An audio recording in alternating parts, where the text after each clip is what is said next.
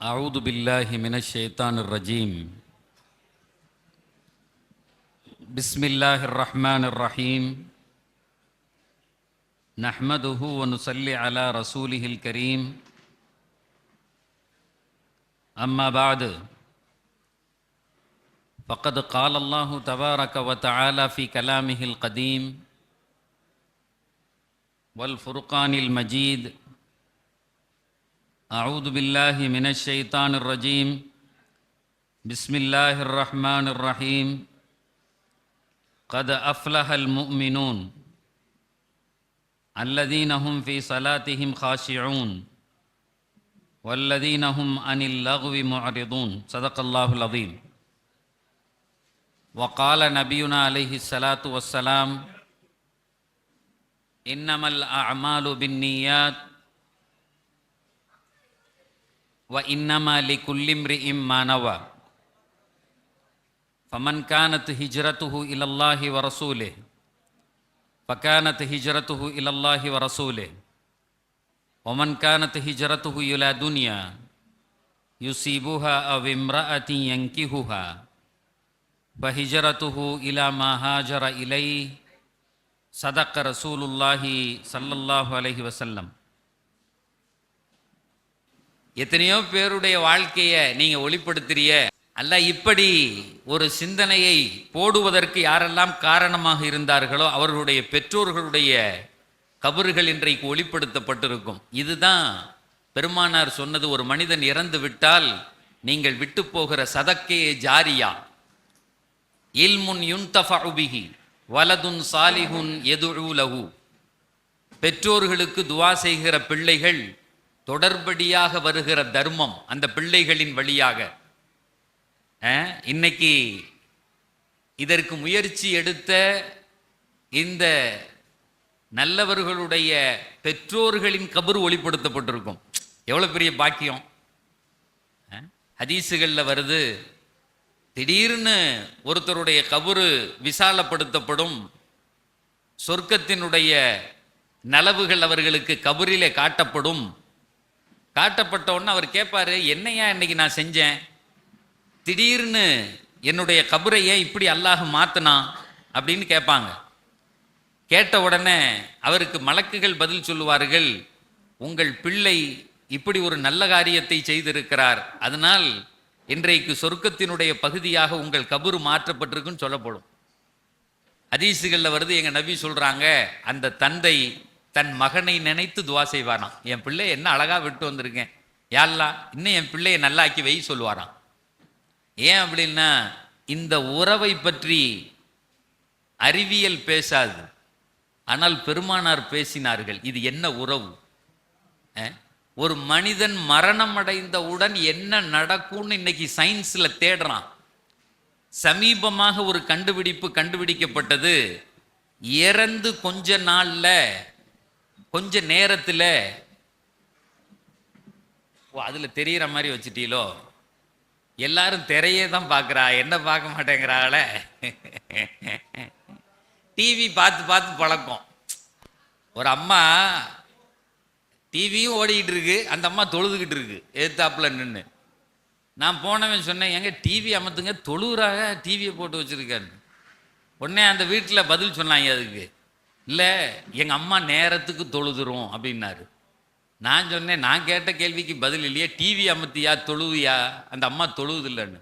அவர் சொன்னார், நாடகத்தையும் நேரத்துக்கு பார்த்துரும், நாடகம் ஓடுற நேரத்தில் பாங்கு சொல்லிட்டாக, அதனால எங்கள் அம்மாவை டிவியில் தானே நாடகம் ஓடுது, எங்கள் அம்மா தொழுவுன்னாரு. அந்த மாதிரி நான் சொன்னேன், அப்படிலாம் டிவியும் பார்த்துக்கிட்டு தொழுதுகிட்டு எப்படியா இருப்பிய நீங்கள்? ஒன்று உங்கள் அம்மா தொழுகையை நிப்பாட்டு, இல்லைன்னா டிவியை நிப்பாட்டு, எதையாவது ஒன்று தான் செய்ய முடியும் உலகத்தில் அப்படிங்கிற மாதிரி. எல்லாரும் அங்கே பார்க்க ஆரம்பித்தா எனக்கே பயமாக இருக்குது. சில நேரத்தில் நம்மளை பார்த்தா தானே ஏதாவது கொஞ்சம் ஓடும். அப்போ பெருமானார் ரசூலுல்லாஹி ஸல்லல்லாஹு அலைஹி வஸல்லம் சொல்கிறாங்க, ஒரு இன்னைக்கு சயின்ஸு தேடுது, ஒருத்தன் இறந்த உடனே என்ன நடக்கும். சமீபமாக ஒரு ஆய்வு கண்டுபிடித்தான். அவன் மேலே என்னத்தெல்லாமோ ஒட்டி வச்சு ஒரு மௌத்தா போனவொடனே கண்காணிச்சுக்கிட்டே இருக்காங்க. ஒரு 10 நிமிஷம் கழிச்சு அவங்க ஒட்டி வச்சதுலேருந்து ஏதோ ஒரு சமிக்கை வருது.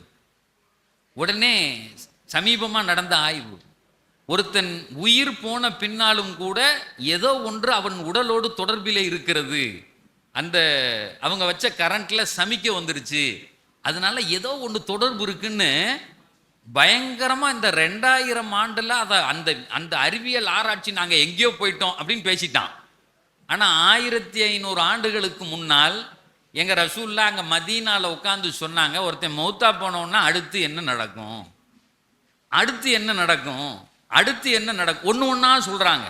ஒரு ரூஹு போன பின்னாடி ஒருத்தனுக்கு என்னென்ன மாற்றங்கள்லாம் அடுத்து அடுத்து அடுத்து அடுத்து அடுத்து எவ்வளவு தூரம் அவர் போய் நிற்பார் அவ்வளோதையும் சொல்லி கொடுத்துட்டாங்க.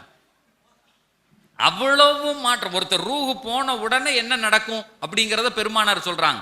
ரூஹு முதல்ல எப்படி போகும், வேற யாருமே உலகத்துல இதை டீட்டெயில்டா டிஸ்கஸ் பண்ண முடியாது. ஏன்னா இது சயின்ஸுகளுடைய அந்த அறிவெல்லாம் தாண்டுது. நான் கொஞ்ச நாள் துபாயில் வேலை பார்த்துட்டு இருந்தேன். அப்போது லண்டனில் வச்சு ஒரு மாநாடு நடக்குது, டாக்டர்கள் மாநாடு. அதனுடைய நோக்கமே என்னென்னா, திடீர்னு ஹார்ட் அட்டாக்ல உடனே மௌத்தா போகிறான் சில பேர். மேசிவ் அட்டாக்னு சொல்லுவான் அதுக்கு பேர். முன்ன பின்னெல்லாம் தெரியாது, இப்படி இருப்பார், திடீர்னு நெஞ்சு வலிக்கிற மாதிரி இருக்குன்னா அப்படி படுத்துருவார், அவ்வளோதான். இன்னா லில்லாஹி வ இன்னா இலைஹி ராஜிஊன். சில பேருக்கெல்லாம் வலிக்கிறது தெரியும், டாக்டர்கிட்ட கூட்டிகிட்டு போவாங்க, ஃபர்ஸ்ட் எய்ட் பண்ணுவாங்க, ஆப்ரேஷன் இதை காப்பாற்றிடுவான். ஆனால் இந்த மேசிவ் அட்டாக், திடீர்னு ஒருத்தருக்கு ஒரு அட்டாக், அவ்வளோதான், உயிர் போயிடுச்சுங்க. இதை பற்றி ஆய்வு செய்யறதுக்காக வேண்டி லண்டனில் ஒரு கூட்டம் நடக்குது. உலகத்தினுடைய அத்தனை பெரும் டாக்டர்கள் அங்கே வந்திருக்காங்க. இது ஏன் இப்படி நடக்குது, முன்னவே தெரிஞ்சுக்கலாமா, ஏதாவது பண்ணலாமா அப்படின்னு ஆய்வுகள் படிக்கிறாங்க, பேசுகிறாங்க, டிஸ்கஸ் பண்ணிட்டே இருக்காங்க. அதில் வந்திருந்த ஒரு முக்கியமான டாக்டருக்கு அங்கே வச்சே மேசிவ் அட்டாக்கு. நான் சொல்கிறது விளங்குதா? அல்லாஹ் வந்து டெமோ காமிக்கிறான் எப்படின்னு சொல்லிட்டு. இவங்க எதை பற்றி பேசி அதை உலகத்தில் பாதுகாக்கலாம்னு நினச்சிட்டு வந்தாங்களோ, அதில் வந்து பேச வந்த ஒரு டாக்டருக்கு அங்கே ஹார்ட் அட்டாக்கு. எல்லா உலக தரம் வாய்ந்த அறிவாளிகள், அமெரிக்கா, லண்டன், இந்தியா எல்லாரும் நிற்கிறான். ஆனால் யாராலையும் அவரை எதுவும் செய்ய முடியலை. ஏன்னா வந்தது பேசுறதுக்கு, அவங்கள்ட்ட எந்த உபகரணமும் இல்லை, ஒன்றும் இல்லை. உடனே நெஞ்ச தடவுறான், அதை தடவை, வாங்க ஹாஸ்பிட்டலுக்கு தூக்கிட்டு போங்கன்னாலும் அந்த இடத்துல ஒரு உண்மையை அல்லாஹ் உணர்த்தினா, நீ எத்தனை பேர் வந்தாலும் மௌத்துன்னு நடக்கிறத நீ நினைச்சா தடுக்கவே முடியாதரா. மரணம் அங்கே நிகழ்ந்து அந்தால் மௌத்தாவே போயிட்டாரு. அதை பத்திரிகையில் பயங்கரமாக எழுதியிருந்தான். உலக மருத்துவர்கள் ஒன்று கூடி அங்கே இறந்து போன ஒரு மருத்துவரை யாராலும் காப்பாற்ற முடியாது, கையெறு நிலையோடு திரும்பி போனாங்கன்னு போட்டிருந்தான். அவங்க நடத்த வந்த டெமோ ஒன்று, அது தலைகீழ மாறிக்கிச்சு. அவங்க சொல்ல வந்தது ஒன்று, தலைகீழ. ஆனால் எங்கள் ரசூல்லா சொல்லித்தர்றாங்க, ஒருத்தர் மௌத்தா போனோன்னு என்னையா நடக்கும். இது யார் சொல்லித்தரது, யார் சொல்லித்தரது? அந்த அந்த டீப் டிஸ்கஷனுக்குள்ளே நான் போகல. கிட்டத்தட்ட ஒரு 2.5 மணி நேரம் அதை பற்றி பேசினா ஒவ்வொரு ஸ்டெப்பாக பேசணும் எனக்கு. அதனால தான் முஸ்லீம்கள் மரணத்தை கண்டு பயப்படுறது இல்லை. அவங்களுக்கு தெரியும் மரணம் அப்படிங்கிறது ஒரு நாள் வரும். அதை எப்படி ஏற்றுக்கணும்னு நம்ம பெருமானார் சொன்னாங்க. லா யமூதன்ன அஹதுக்கும் இல்லா வஹுவ யுஹ்சினு தன்ன பில்லாஹ். ஒரு ஹதீஸ்ல வருது, ஒரு முஸ்லிம் எப்படி தெரியுமா மௌத்தா போவான்? எங்க ரசூல்லா சொல்றாங்க, ஒரு முஸ்லிம் இறைவனை நம்பியவன், பெருமானாரின் மீது நபி என்று நம்பியவன் மரணம் எப்படி நடக்கும்? எங்க ரசூல்லா சொல்றாங்க, எப்படி நடக்கும்? இன்னைக்கு மரணங்கள் எப்படி நடக்குது? அத்தா உள்ள படுத்திருக்கார், அந்த சின்ன கண்ணாடி வழியாக பையன் வெளியிருந்து பார்க்குறான். அத்தா சொல்றாரு, அடே அதாபா இருக்குடா, என்னை வீட்டுக்கு கூப்பிட்டு போடா சொல்றாரு. ஊசியை குத்துறான், மூக்கில் அந்த இதை போட்டு வச்சிருக்கான், ஒரே கஷ்டம். அவர் சொல்றாரு, அடே வீட்டுக்கு கூப்பிட்டு போடா, பல லட்சம் ரூபால கெட்டின வீடு, வீட்டுக்கு கூப்பிட்டு போடா. பையன் சொல்றான், யோ ரொம்ப வேலை இருக்கியா, எப்போ சாப்பிடுவேங்கிறான். பெத்த புள்ள சொல்றான், இங்கே 1008 வேலை கிடக்கு, எட்டி பார்த்துக்கிட்டே கேட்குறான். இவர் போயிட்டாருன்னா டக்குன்னு அடக்கிட்டு அடுத்த வேலையை பார்க்கலாம், சாவிடா அப்படிங்கிறான். யார? பெத்த அப்பனை சொல்றான், சாப்பிடாங்கிறான். அதுதான் இன்னைக்கு நிலைமை.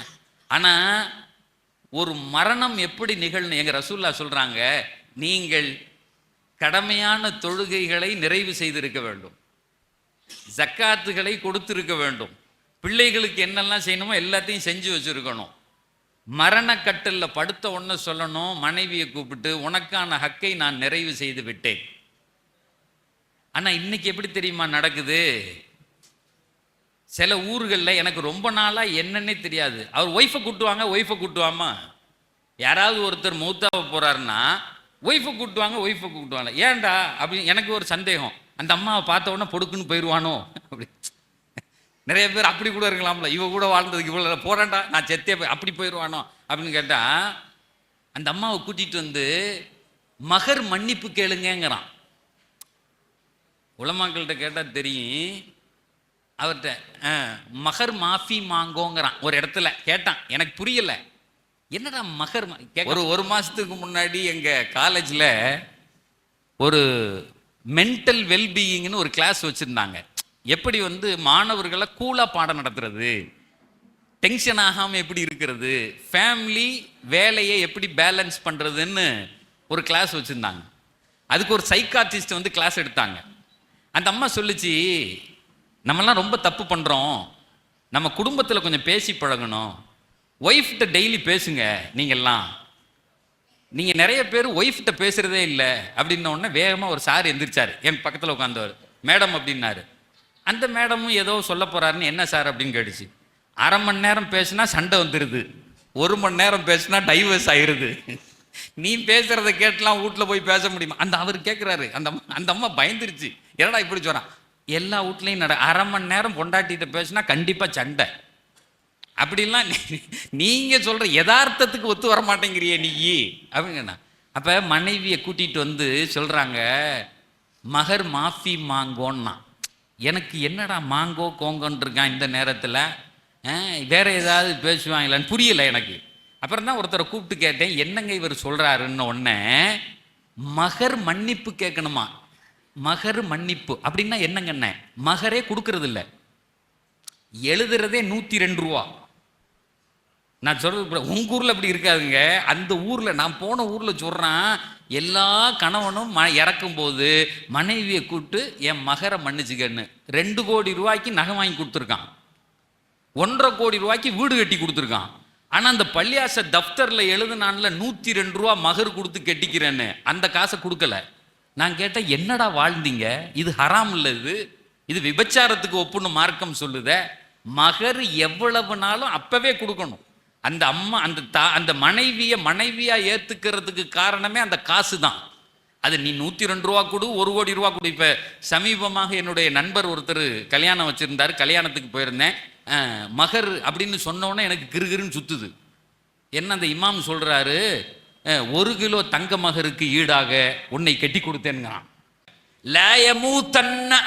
அந்த இங்க உலமாக்கள் இருக்காங்க, அந்த வார்த்தை இப்படி சொல்லுகிறது, லா யமூதன்ன அஹதுக்கும் இல்லா வஹுவ யுஹ்சினு தன்ன பில்லாஹ். இந்த லாமு நூனு அப்படிங்கிறதெல்லாம் எங்க மதரசால சொல்லி கொடுப்பாங்க. இந்த வேர்ட் ஆஃப் எம்பசைஸ், ஒரு விஷயத்தை அழுத்தி சொல்றது. ஏங்க அப்படித்தாங்க அப்படின்னு சொல்லுவோம்ல. ஒண்ணே ஒரு முஸ்லீம் இப்படித்தாண்டா மௌத்தா போகணும் அப்படின்னு ரசூலுல்லாஹ் சொல்றாங்க. எல்லார்ட்டையும் போயிட்டு வரட்டா நாளைக்கு சுவர்க்கத்தில் சந்திப்போம் அப்படின்னு சொல்லணுமா? அதுதான் அழகிய மரணம்னு சொல்றாங்க எங்க ரசூலுல்லாஹ். லா யமூதன்ன அஹதுக்கும் இல்லா வஹுவ யுஹ்சினு தன்ன பில்லாஹ். அதுல கொஞ்சம் அப்படி எக்ஸ்டென்ஷன் போனோம் அப்படின்னு சொன்னா, மரணம் அடைஞ்சு மேலே போயிட்டார், அவருடைய கூட்டாளி ஒருத்தர் இறந்து போய் திரும்ப வர்றார், அவருடைய ரூஹு. இதெல்லாம் வந்து நம்ம இஸ்லாம் எக்ஸ்பிளைன் பண்ணுது. இப்னு கசீர் ரஹ்மத்துல்லாஹி அலைஹி இதை பற்றி ஒரு பெரிய பஹஸ் பண்ணி எழுதியிருக்கார். இதெல்லாம் யார் நமக்கு சொல்லி கொடுத்தான்னா ரசூலுல்லாஹ். ஏன்னா இந்த அறிவுலாம் வந்து சயின்ஸில் கண்டுபிடிக்க முடியாது. ஏதாவது ஒரு ஆய்வு கூடத்தில் வச்சு ஆய்வு செஞ்சு இதை கண்டுபிடிச்சிடாமலாம். ஆனால் இது சத்தியம், எங்கள் நபி சொல்லி தந்தார்கள், இது சத்தியம். மேலே போயிடுவார், அவர் இறந்துருப்பார். அவருடைய நண்பரோ சொந்தக்காரரோ மரணம் அடைஞ்சு வரும்போது இவர் பார்த்த உடனே அந்த ரூஹை தெரிஞ்சுக்குவாராம். ரஹ்மத்துல்லாஹ் வாடா, என்னடா எப்படா வந்தேன்னு கேட்பாராம். ஏதோ கல்யாண வீட்டில் நம்ம பேசிக்கிறோம்ல அந்த மாதிரி கேட்பாராம். ரஹ்மத்துல்லாஹ் வாத்தா எப்பத்தான் வந்தேன்னு கேட்பாராம். உடனே அவர் சொல்லுவாராம், இப்போ தான் வந்தேன், நல்லா இருக்கீங்களா நீங்களாம்? அப்படி மறக்காமல் அந்த மனிதன் கேட்பானா, என் குடும்பத்தில் உள்ளவங்கெல்லாம் எப்படி இருக்காங்க, என் பையன் எப்படி இருக்கான். அந்த எமோஷனல் டச் இருக்குல்ல, அங்கே போனாலும் இங்கே இருக்கும். என் பையனுக்கு குழந்தை பிறந்துருச்சா, அவருக்கு கல்யாணம் ஆயிடுச்சா, என் பிள்ளைகள் குடும்பத்தாரெல்லாம் எப்படி இருக்காங்கன்னு பேசுவாங்க. அப்படிங்கிறது இஸ்லாம் சொல்லி தருகிறது. இப்படி பேசிட்டு இருக்கும்போது கேட்பாராம், அந்த அப்துல் காதர் இருந்தார அவர் எப்படி இருக்காருன்னு கேட்பான். ஒரு நட்பா ரொம்ப நாள் கழிச்ச உடனே பார்த்த. அதனால தான் நிறைய நிகழ்ச்சிகளை பள்ளியாசல்லே வச்சிடுறாங்க. கல்யாண மண்டபத்தில் வச்சா பொதுவாக என்ன அப்படின்னு கேட்டா பழகியே போச்சு. நம்ம எப்போதும் கல்யாணத்துக்கு வந்தாலே யாரையாவது பார்த்தோம் நல்லா இருக்கீங்களா அப்படின்னு பேச ஆரம்பிச்சிருவான். கல்யாணத்தில் அதனால தான் பயானே பண்ண முடியாது. கல்யாணங்களில் பயான் பண்ண சொன்னாங்கன்னு வைங்களேன், நான் அதிகமாக தவிர்த்துக்கிறது, வேண்டாங்கன்னு சொல்லிடுறது. ஏன்னா அவங்க பிரியமாக பேசிக்கிட்டு இருப்பாங்க, அன்னைக்கு தான் பார்ப்பாரு, சந்திச்சு பேசிக்கிட்டு இருப்பாங்க. இல்லைன்னா இன்னொரு பிரச்சனை இருக்கு, தஃப்தர் வர்றது வரையும் பேசுங்க அம்மா. இதில் கல்யாண வீடு தஃப்தர் எப்போ வரும் அல்லாஹ்க்கு மட்டும்தான் தெரியும் அது எப்போ வரும்னு. நல்லா பேசி ஒரு ஹதீஸை பாதி பேசிக்கிட்டு இருப்போம், தஃப்தர் வந்துருச்சுங்க அம்மா. எப்படி என்னடா செய்யறது? அந்த ரங்கத்தில் அந்த ஹதீஸை விட்டுற வேண்டியதுதான். அல்லது அந்த ஹதீஸை முடிப்போம், தஃப்தர் வந்திருக்காது. ஏன் ஹஸரத் நிப்பாட்டிட்டீங்க, இன்னும் கொஞ்சம் நேரம் பேசியாம்மா. என்னத்தை பேசுறது? நான் சொல்றது விளங்குதா? இடையில நிப்பாட்ட வேண்டியதுதான். அப்போ இதைத்தான் நம்முடைய நாயம் ஸல்லல்லாஹு அலைஹி வஸல்லம் நமக்கு சொல்லித் தர்றாங்க. அங்கே போன உடனே அப்துல் காதர் எங்கன்னு கேட்பாராம். அந்த ரூஹு சொல்லுமா, அவர் மௌத்தா போய் 1 வருஷம் ஆச்சேன்னு சொல்லுமா. எப்படி? அந்த மரணம் அடைந்த ரூஹு சொல்லுமா, மௌத்தா போய் 1 வருஷம் ஆச்சுன்னு. உன்னை இவர் சொல்லுவாராம், அடா அவன் இங்கே வரவே இல்லையாடா. எப்படி சொல்லுவானா? அவன் இங்கே வரவே இல்லையாடா. இல்லையின்ல நம்ம இருக்கோம், அவன் சிஜ்ஜீனுக்கு போயிட்டானோ, அந்த நரகவாதிகளை அடைக்கிற அந்த இடத்துக்கு 2 பகுதியாக குர்ஆன் சொல்லுகிறது. இல்லியின் என்று சொன்னால் முன்னாடி கபரு தான் முதல் இடம். அல் கபரு அவ்வலு மன்சிலா யௌமல் கியாமா, கியாமத்தினுடைய முதல் மன்சில். அங்க போன உடனே எல்லாமே பெரிஞ்சிரும்.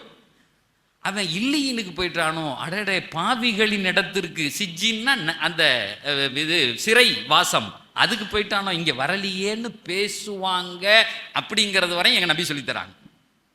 What a beautiful, what a gifted knowledge. நாம் எவ்வளவு அறிவு தரப்பட்டிருக்கிறோம், இதற்கான தளங்கள், புரிதல்கள். எனக்கு இந்த முஆத் இப்னு ஜபல் வருஷம் சொல்றேன், நான் 3வது வருஷம் இந்த வர்றேன். இந்த தடவை சித்திகனை கூப்பிட்ட உடனே சொன்னேன், ஏன்னா புது ஆளுகளையா கூப்பிடுங்கண்ணே, என்னையே கூப்பிடுறீல்ல, அந்த ஆளுகளுக்கு போர் அடிக்க போகுதுன்னே. இல்லை அவங்க தான் சொன்னாங்க நீங்கள் வரணும் அப்படின்னு சொல்லிட்டு. இந்த முஆத் இப்னு ஜபலை எனக்கு எவ்வளவு பிடிக்குமோ அது மாதிரி இந்த அமைப்புக்கான பேர் அறிவு மேம்பாட்டு மையம்னு வச்சுருக்காங்க. அறிவு மேம்பாட்டு மையம். மற்ற இடத்துலலாம் இயக்கம்னு போடுவான், சங்கம்னு வைப்பான். ஆனால் இவங்க மட்டும்தான் அறிவு மேம்பாட்டு மையம். அறிவும் தேவை, அது மேம்பும் படணும் அப்படின்னு சொல்லி. ஏன்னா இந்த பேருக்கான ஒரு வெளிப்பாடு. முஆத் இப்னு ஜபல் யார் தெரியுமா?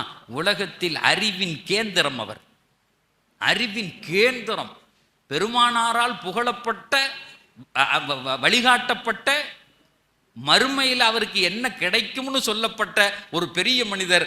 அவர்தான் கொடியேந்தி வருவார், அதற்கு பின்னே உலமாக்கள் அணிவகுத்து போவார்கள். நாங்கள் எங்க நபி இந்த முஆத், இந்த பேர் வச்சிருக்காங்கல்ல, கியாமத்து நாளில் இவர் தான் கொடியை பிடிச்சிட்டு முன்னாடி போவார், உலமாக்கள்லாம் பின்னாடி போவாங்க. அதனால தான் அந்த வருஷம் அந்த ஹதீஸை நான் சொல்றது. பெருமானார் இவரை பார்த்து சொன்னார்கள், வல்லாஹி இன்னி உஹிப்புக யா முஆத், முஆதே அல்லாஹ்வின் மீது சத்தியமாக உன்னை பிரியப்படுகிறேன். 18 வயசு பையன் இப்படி வர்றாரு, அவரை பார்த்து சொன்னாங்க, வல்லாஹி இன்னி உஹிப்புக யா முஆத், அல்லாஹ்வின் மீது சத்தியமாக உங்களை பிரியப்படுகிறேன். 2வது உடனே சொன்னாங்க வல்லாஹி இன்னி உஹிப்பு. 3வது உடனே சொன்னாங்க. உடனே அவர் பார்த்தாரு, என்ன இதுக்கு பதில் சொல்றதுன்னு தெரியலையே. இன்னி உஹிப்புக யா ரசூலல்லாஹ், நானும் உங்களை பிரியப்படுறேன்னு முடிச்சிட்டாரு கதையை. இப்போ இதில் என்ன பெரிய விஷயம் இருக்கு? ரசூலுல்லாஹ் எல்லாத்தையும் தானே பிரியப்படுவாங்க அப்படின்னு கேட்டா, மொத்த வரலாறில், தன்னுடைய 63 ஆண்டுகால வரலாறில் நுபுவத்தினுடைய கை யாரையும் காட்டி ஒன்ன பிரியப்படுறேன்னு சொன்னதே இல்லை. நான் இதை வருஷம் சொல்றேன். யாரையும் பெருமானார் இப்படி சுட்டி காட்டி ஒன்னை எனக்கு பிடிக்கும்னு சொன்னதே இல்லை. தனியா சொல்லுவாங்க. வேற இடத்துல இருக்கும்போது பெருமானார் சொல்லுவாங்க, யாரை சொல்ல, உங்களுக்கு யாரை பிடிக்கும்? ஆயிஷாவை பிடிக்கும். ஆண்களில் யாரை பிடிக்கும்? அவங்க அத்தாவை பிடிக்கும், அபூபக்கரை பிடிக்கும். இப்படி ஒண்ணா உமரை பிடிக்கும், உஸ்மானை பிடிக்கும், அதே மாதிரி ஹசனை பிடிக்கும், ஹுசைனை பிடிக்கும், இப்படிலாம் சொல்லியிருக்காங்க. நேரடியா ஹசனை பார்த்து உன்னை பிடிக்கும் தான் சொல்லலை. நான் சொல்றது விளங்குத? ஏன்னா நுபுவத்துங்கிறது பெரிய விஷயம். அது அல்லாஹ் அப்படி சொல்ல விடலை. ஆனா முஆதை சொல்ல வைத்தான். ஏன் தெரியுமா? அறிவு கடத்தல். அந்த நுபுவத் முடிந்து அறிவாக மாறி நமக்கு வர்றதுக்கு வழியாக இருந்தவர் முஆத் ரலியல்லாஹு தஆலா அன்ஹு. அதனால தான் நிறைய விஷயங்களை அவர்கிட்ட பேசினாங்க. இன்னைக்கும் கூட நம்ம ஒரு குறிப்பிட்ட விஷயங்கள்ல குறிப்பிட்ட வயசுல பேசுறோம். 18 வயசுல அவர் அறிவை தாண்டி பெருமானார் அவரோடு பேசினாங்க. அந்த வரலாறு அற்புதமானது. அவர் குதிரை மேல உட்கார்ந்துருக்கார், ஒட்டகத்து மேல உட்கார்ந்துருக்கார், நபி நடந்து போறாங்க. அப்படி ஒரு காட்சி எங்கேயும் நடக்கல. பெருமானார் நடக்கிறார்கள், இவர் மேல உட்கார்ந்துருக்கார். பேசிக்கிட்டு அந்த மூக்கணாங்கயிறை பிடிச்சிக்கிட்டு பேசிக்கிட்டே நடந்து போறாங்க. நீங்க போற இடத்துல இப்படி இருந்துச்சுன்னா என்ன செய்வீங்க கேட்டாங்க. அவர் சொன்னார், இப்படி செய்வேன், குரானிலே அதற்கு விடை தேடுவேன், குரானில் கிடைக்காவிட்டால் என்னப்பா செய்வேன், ஹதீஸில் தேடுவேன், ஹதீஸில் கிடைக்காவிட்டால் என்னப்பா செய்வேன். அப்ப உடனே அவர் சொல்லுகிறார், அஜ்தஹிது வலா ஆலு. அவர் சொன்னார், அஜ்தஹிது வலா ஆலு, என்னுடைய அறிவை கொண்டு குரான் ஹதீஸிலிருந்து ஆய்வு செய்து எடுப்பேன்னாரு. இதைத்தான் பெருமானார் ஒரு உலமாக்களின் தலைவராக வரை அறிமுகப்படுத்தினார்கள். சகோதரர்களே, இந்த பேருக்குன்னு ஒரு பரக்கத்து உண்டு அப்படிங்கிறதுக்கு இந்த செய்தியை சொல்லுகிறேன். அருமையான வேலையை இந்த முஆத் இப்னு ஜபல் மையம் செய்து கொண்டிருக்கிறது. அதுல 2 வேலை சொன்னாங்க. உலக கல்வி, மறுமைக்கான கல்வியை பரப்புவது. அதுல முதலாவது குரானுடைய கல்வியை பரப்புவது. இந்த உலகத்திலையும் மறுமையிலையும் சக்சஸ்ஃபுல் ஆக்குறது, ஒரு வெற்றியான வாழ்க்கையாக ஆக்குவது. சரி சார், இப்ப கதைக்கு வந்துருவோம். வெற்றிக்குரிய வாழ்க்கையின் அளவுகோல் என்ன? ஒருத்தர் நல்ல இதை வாழ்றாரு அப்படின்னு சொன்னா அளவுகோல் என்ன? நம்ம வச்சிருக்க அளவுகோல் என்ன?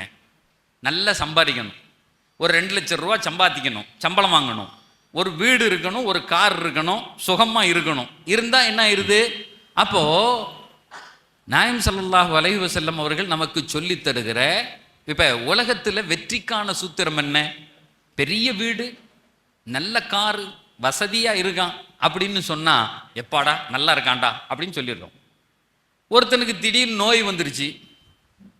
நல்லா இருக்கான் சார், நல்லா இருந்தாரு, திடீர்னு கூப்பிட்டு என்னப்பா ஏன் ஒரு மாதிரி இருக்க? இல்லைங்க கிட்னி போயிடுச்சு.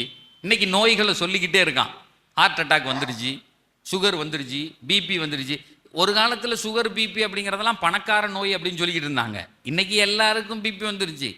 சாப்பிட போனாலே சில வீடுகளில் பக்கத்தில் உட்காந்துருக்கும்போது கேட்குறான், ஏங்க மாத்திரை கித்திரை வேணுமா அப்படின்னு. அது பெருமையாக டப்பாவில் போட்டு வச்சுருக்கான், நான் சுகர் மாத்திரை வச்சுருக்கேன், இந்தாங்க. எதை அதை கொடுக்கறத பெருமையாக எடுத்துகிட்டு வரல அப்படிங்கிறதையும், அல்லது அதை நீங்கள் தாங்கங்கிறதையும் அதை சமூகம் பெருமையாக பார்க்குற காலம் இன்னைக்கு வந்துருச்சு. அடுத்து நோயாளி, நான் போன தடவை சொன்னேன்னு நினைக்கிறேன், ஏன் ஆஜியார் வரலன்னா ஆஜியார் சொல்கிறார் அப்போலோ போயிருந்தேங்கிறான். அப்படின்னா என்ன அர்த்தம்னா, காசு இருக்குது, அப்போலோவில் போய் காட்டிட்டு வந்தேன். நீ நோயாளி தானே, நீ ஆரம்ப சுகாதாரத்தில் பார்த்தா என்ன, அப்போலோவில் பார்த்தா என்ன, நோயாளி தானே. நோயாளிக்கு என்ன வேண்டிய அதையே பெருமையாக பேசுகிற காலத்தில் இருக்கிறோம் நம்ம. இப்போ இந்த காலத்தில் சக்சஸ்னா என்ன, வாழ்வியல் வெற்றினா என்ன, உங்கள் பிள்ளைகளுக்கு நீங்கள் எதை கடத்தி கொடுக்க வேண்டும்? இப்போ பார்த்தா எல்லாருமே யங்ஸ்டர்ஸ் இல்லை, ஒரு குரூப் இவங்கெல்லாம் யங்ஸ்டர்ஸ் வேலை செய்கிறவங்க, மற்ற எல்லாம் பெரியவங்களாம் இருக்கும். உங்கள் பிள்ளைகளுக்கும் உங்கள் பேர பிள்ளைகளுக்கும் வெற்றி என்று அல்லது வாழ்வில் சுகமாக வாழ்கிறதுக்கு எதை அறிமுகப்படுத்தணும்? எதை அறிமுகப்படுத்தணும்? அதற்கு அழகிய ஒரு உதாரணமாக பெருமானார் சில விஷயங்களை நமக்கு சொல்லித்தராங்க. ஒரு நாள் பெருமானாருடைய வாழ்க்கையில் இப்படி நடந்தது. காண இதா நாயம் ஸல்லல்லாஹு அலைஹி வஸல்லம், அது ஹதீஸ்ல வருது, கான இதா நஸலல் வஹ்யு அலா ரசூலில்லாஹ் ஸல்லல்லாஹு அலைஹி வஸல்லம், பெருமானாரின் மீது வஹி இறங்குச்சு அப்படின்னு சொன்னா, ஹதீஸ்ல வருது, இதா நஸலல் வஹ்யு அலா ரசூலில்லாஹி ஸல்லல்லாஹு அலைஹி வஸல்லம், பெருமானாரின் மீது வஹி இறங்குது அப்படின்னா எங்களுக்கு சில செயல்களால் தெரியும். என்ன தெரியுமா? நஸ்மஉ நஸ்மஉ தவியன் நஹலி, ஹதீஸ்ல வருது, நாங்க ஒரு ரீங்கார சத்தத்தை பெருமானாருக்கு பக்கத்தில் கேட்போம். ஒரு அதாவது இந்த தேனீக்கள் ரீங்காரம்ல சத்தம் கேட்குது இல்லை, அதே மாதிரி நாங்கள் கேட்போம். கேட்ட உடனே வஹி ரசூல்லாவுக்கு இறங்குதுன்னு எங்களுக்கு தெரிஞ்சுக்கும். அப்படி இறங்கும் போது நாங்கள் பக்கத்திலே உட்காந்துக்குவோம். எப்படி? அந்த வஹி இறங்குற நேரத்தில் கதவியின் நஹலி, ஒரு அந்த தேனி போன்ற சத்தம் ரசூலுக்கு பக்கத்தில் வரும். நாங்கள் உடனே பக்கத்தில், ஏன்னா அது அல்லாஹ்வினிடத்திலிருந்து இறங்குகிற குர்ஆனுடைய வேத சத்தம்.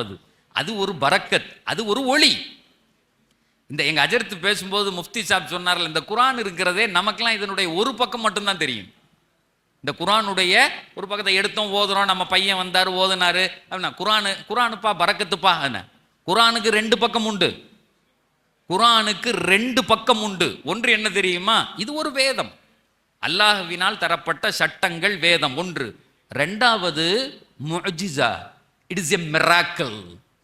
அல்லாஹ் பெருமானாரின் கையிலே தந்திருந்த ஒரு பெரிய ஒரு மிராக்கல்னா என்ன தமிழ்ல சொல்லுவாங்க, இது அற்புதம்.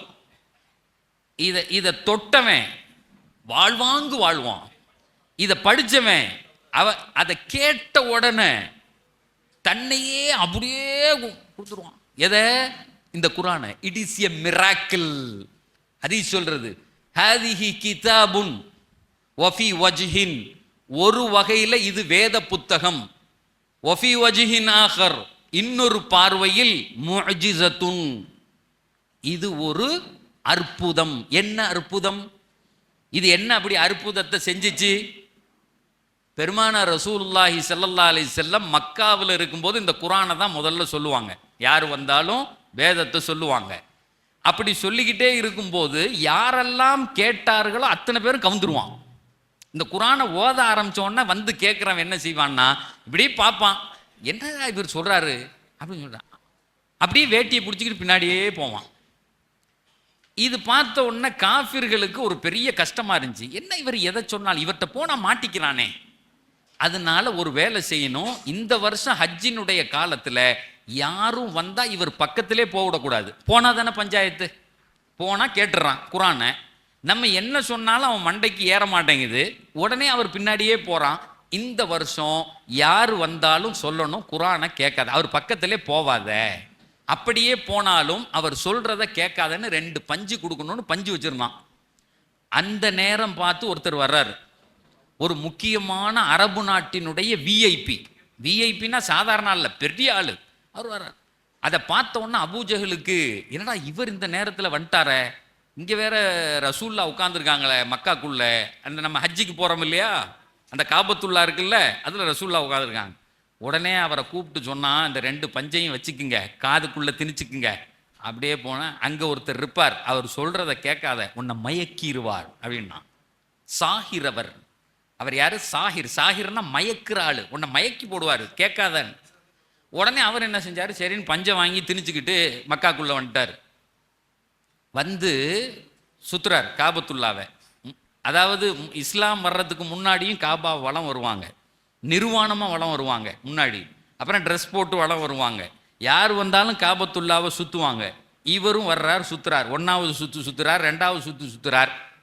3வது சுற்றுல தான் பார்க்குறார், ஓரமாக ஒருத்தர் உட்கார்ந்துருக்கார். காபாவினுடைய அந்த முற்றத்தில் அந்த நிழல் விழுகிற இடத்துல ஒருத்தர் உட்கார்ந்துருக்கார். அவர் கூட சில பேர் இருக்காங்க, ஏதோ சொல்லிக்கிட்டு இருக்கார். இவருக்கு அவர் முகத்தை பார்த்த உடனே தெரிஞ்சிருச்சு, இந்த ஆளுகள்லாம் சொன்னது இவரைத்தானு ஒன்று. ஏன்னா எங்கள் பெருமானாரின் முகம் 15வது பக்கத்து நிலவு போன்று இருக்கும். அந்த முகத்தை பால்வடியும் முகத்தை ஒரு தடவை பார்த்தா திரும்ப பார்க்க தோணும். எங்க ரசூல்லாவினுடைய அழகு அப்படி. அன்னை ஆயிஷா ஒரு மனைவி சொல்லுவாங்க, கீழே விழுந்த ஊசியை வீட்டில் விளக்கை கொளுத்தாமல் பெருமானாருடைய அந்த அருகை வைத்து நான் தேடி எடுத்து விடுவேன். நான் சொல்றது விளங்குதா? ஒரு ஒய்ஃபினுடைய ஸ்டேட்மெண்ட். லைட்டெல்லாம் போட வேண்டியதில்லை, ஊசி விழுந்துருச்சுன்னா எங்க ரசூல் பக்கத்தில் இருந்தால் நான் தேடி எடுத்துருவேங்கிறாங்க அந்த ஊசியை. எங்க நபி அப்படி பொலிவோடு அல்லாஹ் வச்சிருந்தான். அந்த முகம், அந்த நுபுவத்தினுடைய ஒளி, அது அந்த குர்ஆனை வாங்குறாங்கல்ல அந்த ஒளி அப்படியே. அது இவர் அங்கிருந்து பார்த்தார், இவர் தான் முகமது, இவர் இங்கே சொன்ன ஆள் இவர் தான் இருப்பார் போலுக்கு அப்படின்னு சொல்லிட்டு இப்படி நடக்கிறார். சரி, ஆனால் ஆள் அழகா இருக்கார பார்க்கறதுக்கு. ஏன்னா ஒரு வசீகரம் இருக்கும்ல, சில பேருடைய பார்த்த உடனே பார்க்கணும்னு தோணும்ல, அந்த வசீகரம் அது. உடனே என்ன செஞ்சார், போனவர் திடீர்னு அவருக்கு ஒரு ஞாபகம், நம்மளே எவ்வளோ பெரிய ஆளு, அவர் பெரிய கவிஞர், அவர் ஒரு பிறவி கவிஞர். அந்த சுத்தம் வந்த ஆள் இருக்கார பிறவி கவிஞர், பிறப்பாலே கவிஞவன், எல்லா கவிஞர்களையும் பெரட்டி எடுக்கிறவன், பெரிய விஐபி. அவர் பாடுனா 2 வார்த்தையை கேட்கறதுக்கு அரபு உலகம் காலில் கிடப்பான். அவருடைய காலை பிடி, எஸ் ப்ளீஸ் ரிப்பீட், அவர்கிட்ட சொல்லுவாங்க ப்ளீஸ் ரிப்பீட். இன்னைக்கு வந்து உதாரணத்துக்கு தான் சொல்றேன். இன்னைக்கு ஏஆர் ரஹ்மான் மாதிரி மியூசிக் பண்ணுவாரு, பாடல் படிப்பாரு, பாடலை எழுதுவாரு, ஊர்ல உள்ள பயில பூரா திருத்துவார். இவர் தான் அவருக்கே ஒரு நினப்பு வருது, ஏண்டா இவர் பாவமா ஒரு பையன் உட்கார்ந்துருக்காரு, இவர் சொல்லி நான் மாற போறேன், இந்த முட்டா பயலுக சொன்னான்னு நானும் பஞ்சை வச்சிருக்கேன் அப்படின்னு பஞ்சை எடுத்தாரு, கீழே போட்டாரு. அப்படி ஒரு ரவுண்டு வர்றாரு. அடுத்த ரவுண்டு வரும்போது எங்க ரசூல்லா சூரத்து தாஹாவை ஓதிக்கிட்டு இருக்காங்கன்னு ஒரு ஹதீஸ்ல ஒரு ரிவாயத்தில் வருது. சூரத்து தாஹா அருமையான ஒரு சூறா. அல்லாஹ் பெருமானார் அந்த பேரை சொல்லி தாஹா மா அன்சல்னா அலைக்கல் குர்ஆன் அலி தஷ்கா அல்லாஹ் அருமையா பேசுறான். அந்த சூரத்து தாகாவை படிச்சா நமக்கே உன்னை முட்டுச்சந்தில் நிற்பதற்கு இந்த வேதத்தை நான் இறக்கல. அல்லாஹ் சொல்றான், நீ அழுதுகிட்டே வாழ்க்கை முழுக்க இருக்கிறதுக்கு நான் என்ன செய்ய போறனோ, என் அறிவு எனக்கு பயன்படுமோ, நான் இப்படி நிற்பனோ, இப்படி ஆயிருவனோ, என் குடும்பம் சந்திக்கு வந்துருமோ, நோய் வந்துருமோ, காசு பேர் டே இப்படி பேசுவதற்கு இந்த குர்ஆனை இறக்கல. அல்லாஹ் சொல்றான், மா அன்சல்னா அலைக்கல் குர்ஆன் அலி தஷ்கா. எதுக்கு குர்ஆனை இறக்கணும்? நீ சுகபோகமாக வாழுவதற்கு இறக்கிறோம். It is a sophisticated life. இந்த உலகத்துல ஒவ்வொரு நிமிஷத்தையும் அனுபவிச்சு வாழ்றதுக்கு, ஒவ்வொரு பொருளையும் அனுபவிச்சு இந்த உலகத்துல வாழ்றதுக்கு தான் குர்ஆன் வந்ததே தவிர நீ முட்டுச்சந்தில் நின்று அழுதுகிட்டே நின்று எப்ப பார்த்தாலும் வறுமையை சொல்லி எப்ப பார்த்தாலும் நோயை சொல்லி அதுக்கெல்லாம் இறக்கலடா அப்படின்னு அல்லாஹ் சொல்றான். இந்த வசனத்தை ஓத ஓத இவர் இப்படி நடந்து போறார். தாஹா மா அன்சல்னா அலைக்கல் குர்ஆன. எங்க ரசூல்லா குர்ஆனை ஓதுனா எப்படி இருக்கும்? மம்பஉல் வஹி, அந்த வஹியை ரிசீவ் பண்ண அந்த இதயம் அப்படியே அந்த 4வது சுத்துல அவருக்கு நடக்கவே முடியல. அந்த வார்த்தையை திரும்ப திரும்ப சொல்றார். தாஹா மா அன்சல்னா அலைக்கல். ஆனா என்னம்மா படிச்சுட்டாரு, என்ன படிச்சிருக்காரு, என்ன இப்படி பேசினார், என்ன பேச மண்டைக்குள்ள ஓடிக்கிட்டே இருக்கு. அறிவாளி இல்லையா? பல கவிஞன்களை திருத்தினவன் இல்லையா? மண்டைக்குள்ள ஓடிக்கிட்டே ஓடி நேரா 4வது சுத்து முடிஞ்சு ரசூல்லாவுக்கு வரும்போது அங்கிருந்து வந்து தபக்கடின்னு விழுந்தார். வரலாறு சொல்லுகிறது தொப்புன்னு வந்து விழுந்தார் ரசூல்லா முன்னாடி. விழுந்து சொன்னார், ஏங்க அதை திரும்ப சொல்லுங்க, ஏங்க அது திரும்ப சொல்லுங்க, அது என்னமோ திரும்ப சொல்லுங்க. எங்க ரசூல்லா அவரே பார்த்தாங்க, உட்காருங்க என்ன வேணும்? இல்லை நீங்கள் இப்போ என்னமோ படிச்சிங்கல்ல, திரும்ப படிங்க. உடனே எங்க ரசூல்லா தாஹா மா அன்சல்னா அலைக்கல் குர்ஆன் லி தஷ்கா இல்லா தத்கிரத்தன் லிமன் யக்ஷா.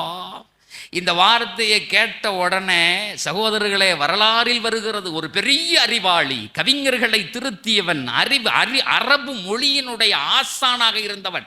அந்த ஆள் சொல்றான், என்னம்மா படிச்சுட்டேன்,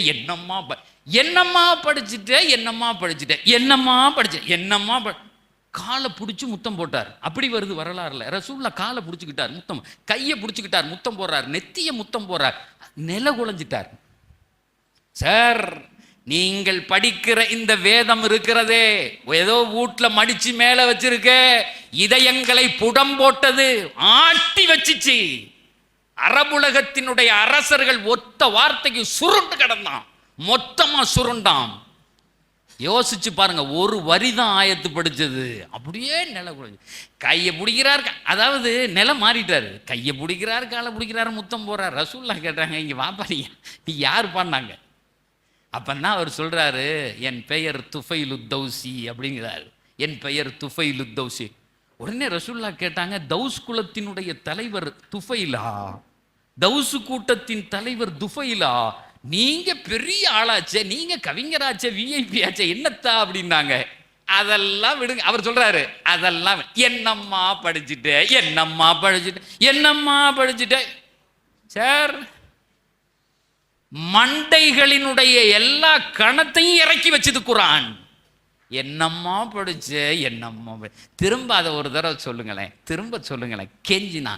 அந்த கவிஞர்களுடைய வாயிலிருந்து ஒரு கவிதை வருமா, ரிப்பீட்னு கத்திக்கிட்டு இருந்தான்ல, அந்த கவிஞன் இந்த குர்ஆனுக்கு முன்னே சுருண்டு கிடந்தான், அப்படியே படுத்து கிடந்தான். உடனே அவர் கேட்டாரு, நான் என்ன செய்யணும் அப்படின்னாரு. பெருமானார் சொன்னாங்க, ஒன்றும் செய்ய வேண்டாம், இஸ்லாத்துக்கு வந்துடணும், அல்லாவை ஏற்றுக்குங்க, என்ன நபியா ஏற்றுங்க, அவ்வளோதான். அது என்னங்க பெருசு, உடனே ஏற்றுக்கணும், உடனே. இதில் என்ன பெரிய விஷயம்? அஷ்ஹது அன்னக ரசூல், அஷ்ஹது அன்னல்லாஹ, அல்லாஹுவை நான் ரப்பாகவும் உங்களை நபியா, உடனே ஏற்றுக்கிட்டேன், அவ்வளோதான், முடிஞ்சு. வேற என்ன செய்யணும் அப்படின்னு கேட்டார். அதுக்கப்புறம் ரசூல்லாவுக்கும் அவருக்கும் நடந்த அந்த டீலிங்ஸ் நீளமானது. அந்த வரலாறை சொன்னாலே அவ்வளோ அழகா இருக்கும். எங்கேருந்து வந்துச்சு? ஒத்த வரி. இது ஒரு உதாரணம் மட்டும்தான். இந்த குர்ஆனை யாரெல்லாம் எடுத்து தொட்டு தடவுகிற முஅ்ஜிஸத்துன், பெருமானார் சொல்லுவாங்க, ஹாலிதத்துன், இது நிரந்தரமான முஅ்ஜிஸா. எந்த வேலையை பெருமானார் காலத்தில் இதயங்களை உடைத்ததோ அந்த வேலையை இன்னைக்கும் செய்யும். எங்க அந்த பிள்ளை அழகா ஓதுனாரு, அம்மா சூரத்துன் நபா, என்ன அழகா இருந்துச்சு. அதை கேட்க கேட்க இன்னும் கொஞ்சம் அவர் ஓதுனா அழகா இருக்குமே. அந்த பிள்ளை அல்லாஹ் அவருக்கு அவருடைய அறிவில் பறக்கச் செய்யட்டும். நம்ம பிள்ளைகள் ஓதுற நேரத்தில் இந்த குர்ஆனுக்கு எவ்வளோ அழகா இருக்கு. கேட்டுக்கிட்டே இருக்கும் போல கேட்டுக்கிட்டே இருக்கணும் போல இருக்கு கேட்டுக்கிட்டே இருக்கணும் போல இருக்கு. அந்த துஃபைலு தௌசி ஊரில் போய் இஸ்லாத்தை சொல்றார். அந்த மக்கள் ஏற்கலை, திரும்ப வர்றார். இந்த மக்கள் அழியறதுக்கு துவா செய்யுங்கன்னு சொல்றார். ரசூல்லா ஒரு ரூபாயே கேட்க மாட்டேங்கிறான். இந்த கூட்டம் அழியணும், இந்த தௌஸ் அழிஞ்சு போகணும், நாசமா போகணும், துவா செய்யுங்க. உடனே ரசூல்லா கையை தூக்குனாங்க. இவருக்கு ஒரே சந்தோஷம், நம்ம ஊருக்கு போகும்போது பூரா காலியாக கிடக்கும், எல்லா பேரும் உள்ள இழுத்து செத்து போயிடுவான் அப்படின்னு சொல்லிட்டு பின்னாடியே கையை தூக்கினாரு. எங்க ரசூல்லா கையை தூக்கி அல்லாஹ் மஹதி தௌசா அல்லாஹ் மஹதி தௌசா அல்லாஹ் மஹதி தௌசா. ரசூல்லா சொல்றாங்க, இவர் கூட்டத்துக்கு யாரெல்லாம் நேர் வழி காட்டு. வரலாறுல வருது, கடைசியாக பெருமானாரை சந்திக்கிறதுக்கு வர்றார். அவருடைய காலத்தில் கடைசியா ஒரு குட்டி பையன் உள்ள நிற்கிறான். கையில் பிடிச்சிருக்காரு அந்த பையனை. ஒரு குட்டி பையன், ஒரு சின்ன பிளம்மு, அது உள்ள நிற்கிது. நின்று வந்து இப்படி எட்டி எட்டி ரசூல்லாவை பார்க்குது. நம்ம வீட்டில் விருந்தாளி வந்தால் சின்ன பிள்ளைகள் வந்து பார்க்குமில்ல, அதே மாதிரி அவர் வந்து நின்று இப்படி எட்டி எட்டி பார்க்குறாரு. யார் யார் ரசூல்லா. அந்த வேலையெல்லாம் முடிச்சுட்டு போகும்போது அவர் சொன்னார், யார் ரசூல்லா, இந்த பையன் இவங்க அம்மாவுக்கு வயசாயிடுச்சு, இந்த பையனை நீங்கள் வச்சுக்குங்க, உங்களுக்கு தண்ணி மெத்திட்டு வந்து தருவான், தலைவாணி கிளவாணி போடுவான், துணி துவைச்சு கொடுப்பான், இவனை கூட வச்சுக்கிட்டிங்கன்னா வேலை மாட கொண்டு வச்சுக்கலாம், இந்தாங்க இவனை வச்சுக்குங்க அப்படின்னு சொன்னாங்க. எங்கள் ரசூல்லாவுக்கு ஒரு பழக்கம் உண்டு, எந்த தீர்ப்பை சொல்லுவதாக இருந்தாலும் எதை ஏற்பதாக இருந்தாலும் கன்சன் ஒத்துக்காம ரசூல்லா ஏற்றுக்க மாட்டாங்க. ஒரு தீர்ப்பு ஒரு ஆள் போய் சொன்ன உடனே இதுதான் கரெக்டுன்னு சொல்லவே மாட்டாங்க. ரெண்டு பேரையும் கூப்பிடுவாங்க. எதிராளி யார் அவரையும் கூட்டிட்டு வா, அதையும் கேட்பாங்க. கேட்டுட்டு தான் முடிவு எடுப்பாங்க. நீ வச்சுக்கன்ன உடனே ரசூல்லா கேட்டாங்க, அவர்கிட்ட கேட்கணும்னு அந்த பிள்ளையை கூப்பிட்டு என் கூட இருந்துக்கிறியா வாப்பா அப்படின்னு கேட்டா, அந்த பையன் இப்படி ஆட்டினான் தலையை அப்படின்னு. உடனே ரசூல்லா கூப்பிட்டு அவர் தலையில் முத்தம் கொடுத்து, இந்த பிள்ளையை கொண்டு போய் அந்த சுஃபாவில் இருக்க வைங்க, இவருக்கு சாப்பாடு கொடுங்க அப்படின்னு சொன்னார். சகோதரர்களே, அன்னைக்கு அந்த துஃபைல் கொண்டு வந்து அறிமுகப்படுத்திய 1,00,000 சொச்சத்து சஹாபிகள் இருக்கிறார்கள். ஆனால் நமக்கு ஒரு 5-6 பேர் தான் தெரியும். அபூபக்கரை தெரியும், உமரை தெரியும், உஸ்மானை தெரியும், அலியை தெரியும், முஆதை தெரியும், இப்படி ஒரு 10-15 பேர் தெரியும். ஆனால் அந்த சிறு பையனுடைய பெயர்கள் உச்சரிக்கப்படாத மஜ்லிஸுகள், மஸ்ஜிதுகள் ஒன்று இருக்க முடியாது. தான் வாழ்க்கையில் என்னைக்காவது ஒரு நாள் கூட ஒரு முஸ்லீம் அந்த பேரை சொல்லியிருப்பார், விரும்பியோ விரும்பாமலோ, அல்லது கேட்டிருப்பார், அவருக்கு தெரிஞ்சோ தெரியாமலோ. எல்லா ஊர்களில் இங்கே இருக்கக்கூடிய நம்முடைய எருமப்பட்டி மாதிரி அதாவது மக்காவை விட்டு இருக்கக்கூடிய எத்தனையோ கிலோமீட்டருக்கு அங்கிட்டு நம்ம பள்ளியாசல்ல அவர் பேரை சொல்லியிருப்பாங்க. 1,25,000 பேர் அந்த சஹாபாக்கள் தெரியுதே இல்லையா, ஆனால் அந்த பேர் தெரியும். அந்த பேர் என்ன பேர் தெரியுமா? அவர் யார் தெரியுமா? அவர் தான் அபூ ஹுரைரா.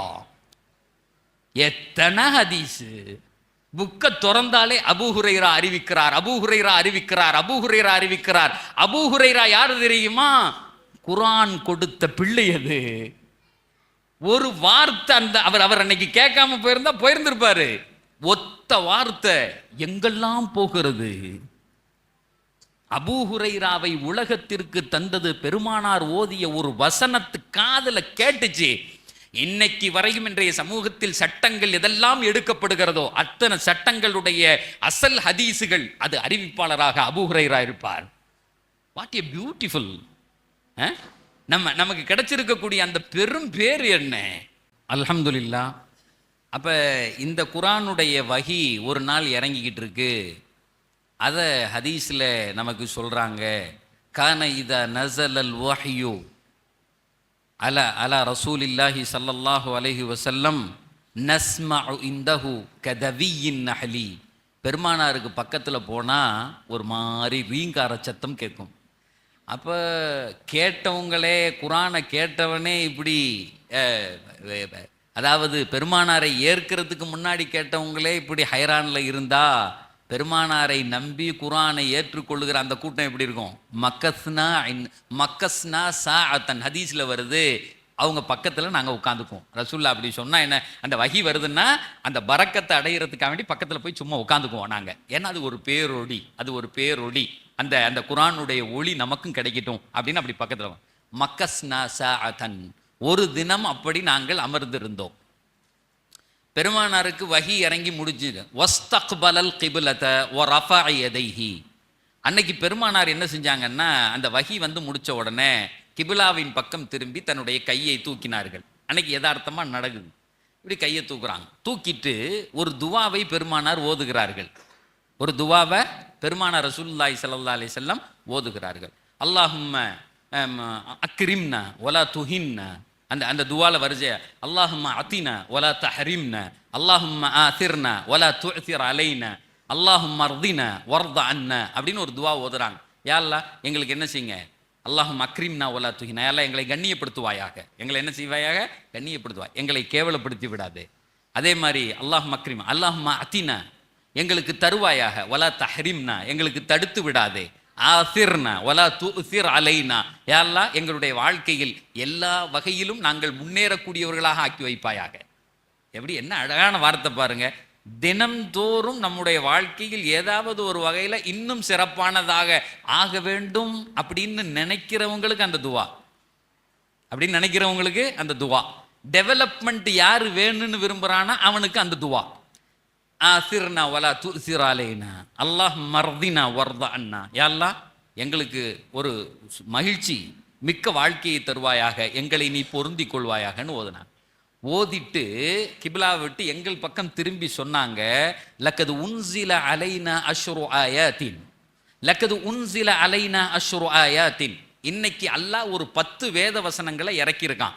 மன் அகாமஹுன்ன தகலல் ஜன்ன, எவன் அந்த 10ஐயும் எடுத்து கொள்ளுகிறானோ அவனுடைய இம்மை மறுமையினுடைய வாழ்க்கை வெற்றிக்குரியதாக இருக்கும். நாங்க எப்படி சொன்னாங்க, அந்த 10 வசனத்தை இப்ப இறக்கியிருக்கான்ல, சுட சுட வந்திருக்கு.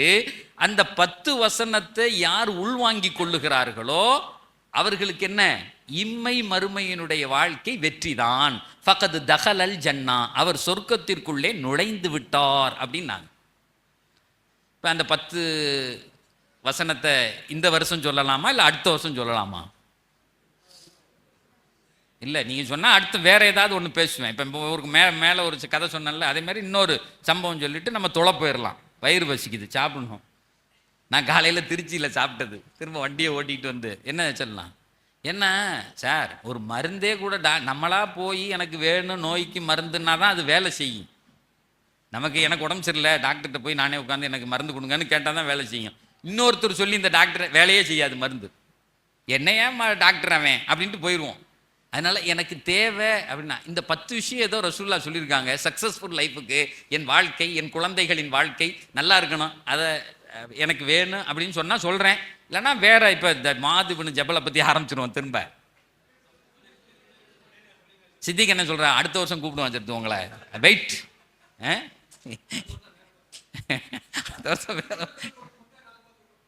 அப்படியா? அதை பார்த்தீங்களா, இது ஆர்வம் எனக்கு சார். நமக்கு ஒன்று வேணும்னு நினச்சா மனுஷன் என்ன செய்வான்னா எதுனாலும் விட்டுருவான். சமீபத்தில் எங்களுடைய கல்லூரியில் ஒரு கிளாஸுக்கு போயிருந்தேன். போனோடனே தானாக இப்படி பேசிக்கிட்டே இருக்கும்போது ஒரு செய்தி வந்துச்சு, இப்போ நிறைய இந்த மொபைல்கள் அந்த பயன்பாடுகள் இருக்குது, அதனால எப்பா இதெல்லாம் யூஸ் பண்ணாதியடா, இது யூஸ் பண்ணால் பெரிய பிரச்சனைகள் வருதுன்னு சொல்கிறான். இந்த தவறான படங்களை பார்த்து இதெல்லாம் பண்ணீங்க அப்படின்னு சொன்னால் குழந்தை பிறக்காதுன்னு சொல்கிறாங்கன்னு சொன்னேன். நான் சொல்லலை, ஒரு டாக்டர் சொன்னார். யார் ஒருத்தன் போனோகிராஃபிக்கல் அடிக்டாக இருக்கானோ, தொடர்ந்து அந்த செக்ஷுவல் அந்த படங்களை பார்க்குறானோ, பெரிய ஆளோ சின்ன ஆளோ ஆம்பளையோ பொம்பளையோ, இன்னைக்கு எல்லாம் வந்துருச்சு. இன்னைக்கு ஆண் பெண்ணெல்லாம் வித்தியாசம் இல்லை, பெரியவன் சின்னவன்லாம் 50 வயசுக்காரனா அதுக்கு அடிக்டாக இருக்கான், சின்ன 17 வயசுக்காரனா அடிக்டாக இருக்கான். அப்போ நான் சொன்னேன், உனக்கு குழந்தை பிறக்காது அப்படின்னு சொல்லிட்டு மருத்துவ உலகம் சொல்லுது, இது நடக்குது. ஏன் அப்படின்னு கேட்டால், திருச்சியினுடைய தெருக்களில் வந்து பார்த்தா ஏதோ இது பலசரக்கு கடை மாதிரி குழந்தை உருவாக்கும் மையங்கள் தெருக்கு தெரு 100 வச்சுருக்கான். ஒரு காலத்திலலாம் இருக்கவே இது இருக்காது இல்லை, இன்னைக்கு ஏன்டா 100 வச்சுருக்கான்னு கேட்டால், இதை அந்த கிளாஸில் சொல்லிட்டு இறங்கி கீழே படியில் இறங்கி வர்றேன். அங்கேருந்து ஒருத்தன் வேகமாக ஓடியான்னா, ஒரு 5 நிமிஷம் உங்கள்கிட்ட பேசணுன்னா சொல்லுப்பா அப்படின்னேன். அவன் பேசின பேச்சு பெரிய பேச்சு, அவன் என்கிட்ட பேசவே இல்லை, கண்லேருந்து தண்ணியாக ஊற்றுது. என் அப்பாட்ட, என்னுடைய அப்பாட்ட, அம்மாட்ட, என்னுடைய நண்பர்கள்ட்ட கூட இதை பேச முடியாது. ஆனால் நீங்கள் கிளாஸில் சொன்னீங்கல்ல, இன்னைக்கு நான் அதை கேட்கணும். நீங்கள் சொன்ன அதே மாதிரி ஒரு விஷயத்தில் நான் மாட்டியிருக்கேன். எனக்கு புள்ள பிறக்காதுன்னு சொல்கிறீங்க, அப்பன்னா எனக்கு அது வேண்டாம். நான் சொல்கிறது விளங்குதா? தனக்குன்னு வரும்போது தனக்குன்னு ஒன்று கிடைக்க வேண்டியது போயிரும்னு சொன்னா ஓருமா போடா அப்படிமா. இன்னைக்கு கொஞ்சம் சிரமப்பட்டா நாளைக்கு வாழலாம். இப்ப சாப்பாடு இல்லை, அரை மணி நேரம் பொறுத்துக்க, நீ வந்து எல்லாம் ஏத்துக்கிறான். மனுஷன் அறிவு ஒத்துக்குது, அதை ஏத்துக்குது, அந்த அந்த பொறுத்துக்கிற தன்மை வருது. இடையில மேஷ்மேரோ அப்படின்னு சொல்லிட்டு ஒரு சாக்லேட் கம்பெனிக்காரன் இதுக்கு ஒரு பெரிய இதே நடத்தினான். அது நெட்டில் நீங்கள் போய் பார்த்தா இருக்கும். ஒரு ஸ்கூல் பிள்ளைகள்கிட்ட 1வது 2வது படிக்கக்கூடிய அந்த பிள்ளைகள்கிட்ட ஒரு சாக்லேட்டை தட்டு நிறைய வச்சுட்டான்.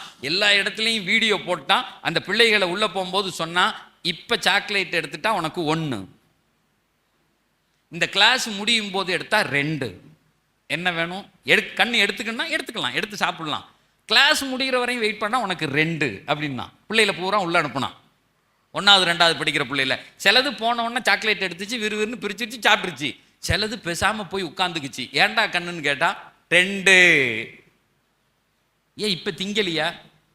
2 தருவேன்னா 1 மணி நேரம் பொறுத்துக்கிறேன். எந்த பிள்ளை சொல்லுது? எல்கேஜி சொல்லுது, பால்வாடி சொல்லுது, பொறுத்துக்கிறேன். இன்னைக்கு கொய்த்துல தங்களுடைய வியர்வைகளையெல்லாம் ரத்தமா அங்க அப்படி வடிச்சு அந்த நாட்டிலிருந்து ஒவ்வொரு காசாக அங்கிருந்து தீனார திரகத்தை சம்பாரிச்சு உங்க புருஷனும் உங்க அண்ணனும் உங்க தம்பியும் அனுப்புறான்னா அது ஏதோ மரத்துல காய்ச்சி வந்துடல. என் மனைவியும் மக்களும் சுகமாக படுக்க வேண்டும், நல்ல சாப்பாடு சாப்பிடணும், என் மகன் நல்லா படிக்கணுங்கிறதுக்காக வேண்டி உயிரை பணையம் வைக்கிறான். நல்லா தெரிஞ்சுக்குங்க, அரபு நாடுகளில் காசு தெருல கொட்டி கிடக்கல. பெண்களை உங்களுக்குத்தான் சொல்லுகிறேன், ஒவ்வொரு பைசாவுக்கும் அல்லாவுக்கு நாளைக்கு நீங்க பதில் சொல்லணும். அநியாயமா செலவு பண்ணா கஷ்டப்பட்டு சம்பாதிக்கிறான். எதுக்கு அந்த கஷ்டம்? நானும் ஊர்ல இருக்கவன் மாதிரி படுத்து கிடந்துட்டு நல்லா சாப்பிட்டு விருந்துகளுக்கு போய் சாப்பிடலாமே. ஏன் அரபு நாட்டினுடைய வீதியில் அந்த வெயிலை தாங்கிக்கிட்டு நான் எதுக்கு போகணும்? என் பிள்ளைகள் நல்லா இருக்கணும், அதுக்குன்னு உருவாகிறான்ல. அந்த மேட்ச் மில் அந்த அந்த சாக்லேட் காரன் என்ன செஞ்சான்? எல்லாத்தையும் வீடியோ எடுத்தான். சில பிள்ளைகள் உட்காந்துருச்சு, உட்கார்ந்த பின்னாடி பார்க்குது பக்கத்தில் உள்ள புள்ள சாப்பிடுது சாக்லேட்டை சாப்பிடும்போது. இது கொஞ்ச நேரம் உட்காந்து இதாக தாங்க வேகமாக போய் அதுவும் ஒரு சாக்லேட் எடுத்து தின்றுச்சு. இது எல்லாத்தையும் வீடியோவில் கவரேஜ் பண்ணுறான். முதல் பிள்ளை வந்த உடனே எது எடுத்துச்சு, கொஞ்ச நேரம் எச்சி ஊறி எது எடுத்துச்சு. சில பிள்ளைகள் கல்லா உட்காந்து எடுக்கவே இல்லை. கிளாஸ் முடிகிறது வரையும் எந்த சாக்லேட் தெரியும், அவன் பாடு உட்காந்துதான். முடியும் போது 2 சாக்லேட்டை வாங்கி பாக்கெட்டில் போட்டு சந்தா போயிட்டான். திரும்ப 25 வருஷம் கழிச்சு இந்த பிள்ளைகளை தேடுறான் அவன். இது வச்சதுக்கு நோக்கமே என்னன்னா, இது ஒரு சைக்காலஜிக்கல் டெஸ்ட். 25-26 வருஷத்துக்கு பின்னாடி இந்த அட்ரஸ்லாம் எடுத்து ஒவ்வொரு பிள்ளையா தேடி போறான். வந்த உடனே ஒரு சாக்லேட் எடுத்து தின்னுபிட்டு பேசாம உட்கார்ந்து இருந்தான்ல, அவன் பூரா வேலைக்காரனா இருக்கான். எவன்கிட்டயாவது ஒருத்தன்ட்ட மாச சம்பளத்துக்கு அங்கிட்டு இங்கிட்டு அலைஞ்சிக்கிட்டு வேலைக்காரனா இருக்கான். அந்த 2 சாக்லேட் வர்ற வரையும் மாப்பிள்ள நான் பொறுக்கிறேன்டான்ல. கம்பெனி சிஇஓவா இருக்கான் அல்லது கம்பெனி வச்சிருக்கான், சொந்தமா தொழில் செய்யறான், முதலாளியா இருக்கான், பென்ஸ் கார்ல போறான், பெரிய வீடு கட்டியிருக்கான். இந்த வயசுலேருந்து ஆரம்பிக்கிறது தான் அது. எனக்கு தேவைன்னா நான் எதையும் பொறுப்பேன். அந்த பையன் அழுதான்ல, இன்னும் கண்ணில் நிற்கிது சார். அவன் சொல்லி அழுதான், என் பெற்றவர்களிடத்தில் பேச முடியாது, ஆனால் இப்படி ஒரு செய்தியை பேசிட்டீல, எனக்கு பிள்ளை பிறக்காதுன்னு சொல்லிட்டீல. அவன் சொல்றான், எனக்கு பிள்ளை பிறக்காதுன்னு சொல்லிட்டீல சார், அதற்கு ஈடாக நான் எதையும் தத்தம் செய்வேன். என்னத்தை இது மண்ணாங்கட்டியை பார்க்கறது, இனி பார்க்க மாட்டேன். இன்னைக்கு சொல்லிட்டீங்கல்ல, இதுவரை எனக்கு தெரியாது. நிறைய பேர் இப்படி தான் சொல்றான், எனக்கு தெரியாத, எனக்கு இதை சொல்லியிருந்தா நான் செஞ்சிருக்க மாட்டேனே. இந்த பாக்கு போடுறவன், இந்த இது பீடியை குடிக்கிறவன், ஏதாவது நோய் வந்த பின்னாடி இது எனக்கு தெரிஞ்சிருந்துச்சுன்னா நான் செய்ய மாட்டேனே. அப்போ இந்த 10 விஷயம் என்னங்கிறத சொல்லிட்டு நான் என்ன செஞ்சிடுறேன்? நான் 10 விஷயம் சொல்ல முடியுமா ஜியார்? அவ்வளோ டைம் இருக்கு தெரியல. ஒரு 5 விஷயம் போச்சுன்னா 5 விஷயம் போட்டோம், 5 விஷயம் அடுத்த வருஷம் உங்களை விடமாட்டாங்க, காருக்கு வந்துடுவேங்கிறாரு. அன்னைக்கு ஒரு வீட்டில் கல்யாணத்துக்கு பேச கூப்பிட்டுருந்தாங்க. நான் ஏற்கனவே சொன்னது மாதிரி நான் பேச போகிறது இல்லை கல்யாணத்துக்கு. ஆனால் அவர் சொல்லும் போதே சொன்னார், ஹஜ்ரத் அந்த கல்யாணத்தில் 90% நம்முடைய மாற்று மத சகோதரர்கள், இந்து சகோதரர்கள் தான் வருவாங்க, அதனால தான் உங்களை பேச கூப்பிட்றோன்னாரு. திருப்பூரில் பனியன் கம்பெனி வச்சுருக்காரு அவர் சொந்தமாக. பார்த்தா எல்லாம் கவுண்டர்கள், அந்த ஊரில் உள்ள கவுண்டர்கள் வரிசையாக உட்காந்துருக்காங்க. இப்போ இவங்களுக்கு என்ன பேசுறதுன்னு எனக்கு தெரில. நம்ம பொதுவாக அல்லா ரசூல்லான்னு பேசிக்கிட்டே இருப்போம். டக்குன்னு அதெல்லாம் நிப்பாட்டிட்டு, கல்யாணம்னா என்ன, உங்களையும் என்னையும் படைத்த இறைவன் கல்யாணத்தை பற்றி என்ன சொல்கிறான்னு பேசினேன். ஒரு 1/4 மணி நேரம் 20 நிமிஷம் பேசி முடிச்சுட்டு நான் மேடையை விட்டு தான் இறங்கினேன். அங்கேருந்து ஒருத்தர் நல்ல ஹைட் வெயிட்டுமா இவர் கவுண்டர் வந்தார், கை கொடுத்தாரு. பாய், முஸ்லிம் இஸ்லாம்னா இதுதான் இதுவரையும் ஒரு பய எனக்கு சொன்னதில்லை. அவர் சொல்றாரு, இவ்வளவு அருமையா பேசுற நீ, அந்த பெரியவர், அவர் என்னை விட வயசு கூட, இவ்வளோ அருமையாக பேசுகிற அப்படின்ட்டு அவன் அடுத்த கேள்வி, அதுதான் முக்கியமானது. என்கிட்ட கேட்டார், என் பொண்ணு கல்யாணத்துக்கு உன்னை கூப்பிட்டா வந்து பேசுவியா? அவர் நினச்சிக்கிட்டார் கவுண்டர் வீட்டு கல்யாணத்தில் நம்ம பேச மாட்டோம்னு. நான் சொன்னேன் பரவாயில்லைங்க அப்படின்னேன். இல்லை நீ பேசுவியான்னு சொல்லு அப்படின்னாரு. பேசுகிறேன் வர்றேங்க அப்படின்னேன். அவரை முடிச்சுட்டு கொஞ்சம் தூரம் தள்ளி வந்தோடனே இன்னொரு கவுண்டர் வந்தார். செம்மையாக பேசினேன் பாய் எங்கள் வீட்டு கல்யாணத்திலாம் வந்து பேசுவியான்னா. நான் பார்த்தேன் இது புது நோயாக இருக்குது, பேசாமல் ஓடி போய் இப்போ வயிறு வச்சுக்கிது சாப்பிடணுமேனு கீழே இறங்கி போயிட்டேன். சாப்பிட்டாச்சு, வந்து கார் எடுக்க வரேன். என் காருக்கு முன்னாடியும் பின்னாடி வண்டியை போட்டான். எப்படி எடுக்கிறதுன்னு யோசிச்சுக்கிட்டே இப்படி நின்றுக்கிட்டு இருக்கேன். அங்கேருந்து நம்ம பாய் ஒருத்தர் வந்தார். வந்து கை கொடுத்துரு, அஸ்ஸலாமு அலைக்கும் சார், செம்மையாக பேசுனீங்க சார். சார் என் பையன் கல்யாணத்தில் நீங்கள் வந்து பேசுவீங்களா சார்னாரு. நம்ம இப்போ தானே வண்டியை தூக்கிட்டு ஓடலான்னு வந்தால் இவன் வேற கேட்குறான்னு ஒன்று. நான் சொன்னேன் பேசுகிறேன். பையன் எந்த காலேஜில் படிக்கிறாருன்னே. இப்போ காலேஜில் 3வது வருஷம் 5வது வருஷம் படிச்சுக்கிட்டு இருந்தால் அடுத்து கல்யாணம் வைக்க போகிறான். அவர் சொன்னார் இவன் கல்யாணம் 4 வயசு பையன் விட்டேன் 4வது படிக்கிறானா, கையோட இவன் கல்யாணத்தில் தானா. ஏற்கனவே இங்கே காரை குறுக்க போட்டான்னு கடுப்பில் இருந்தேன் நான். போய வேலையை பார்த்துக்கிட்டு 4 வயசு பையன் கல்யாணத்தில் இவர் வந்து பேசுவாரான்னு கேட்குறான் பாரு. என்ன செய்தி அப்படிப்பட்டது. இப்போ இந்த 10 செய்தியை ரசூல்லா நமக்கு அதை 6ஆ சுருக்கி நமக்கு முஃபஸ்ஸிரீன்கள் தருகிறார்கள். முதல் செய்தி, வெற்றிக்கான அடையாளம் என்ன தெரியுமா? உங்கள் தொடர்பு இறைவனோடு எப்படி இருக்கிறதுன்னு பார்க்கறது. அதில் முதலானது தொழுகை. அல்லாஹ் சொல்றான், கத் அஃப்லஹல் முஃமினூன் அல்லதீன ஹும் ஸலாத்திஹிம் காஷிஊன்.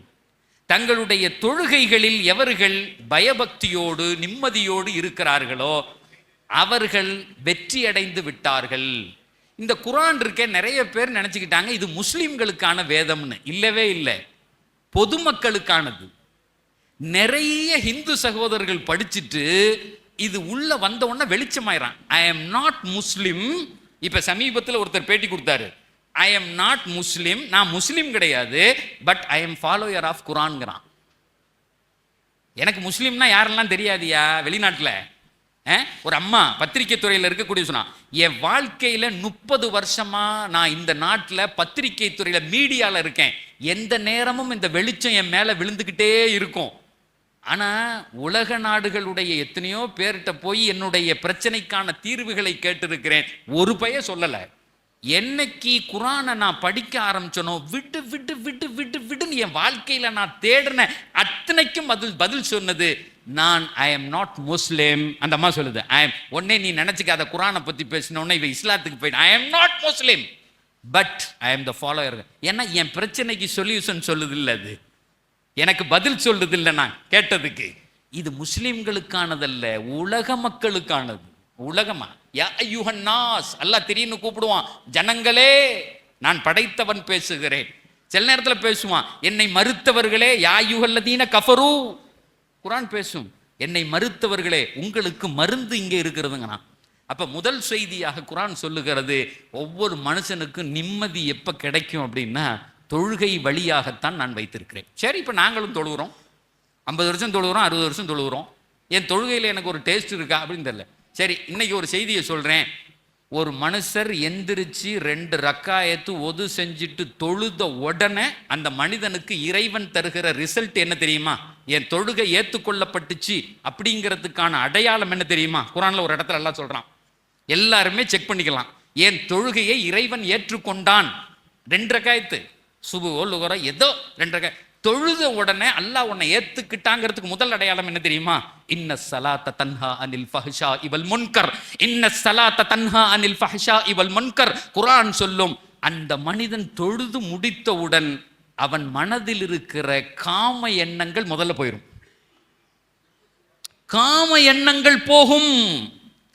அடுத்து நெட்ல போன்ல எந்த பெண்ணையும் நியூடா பார்க்க மாட்டான், பார்த்தா வெறுப்பான்.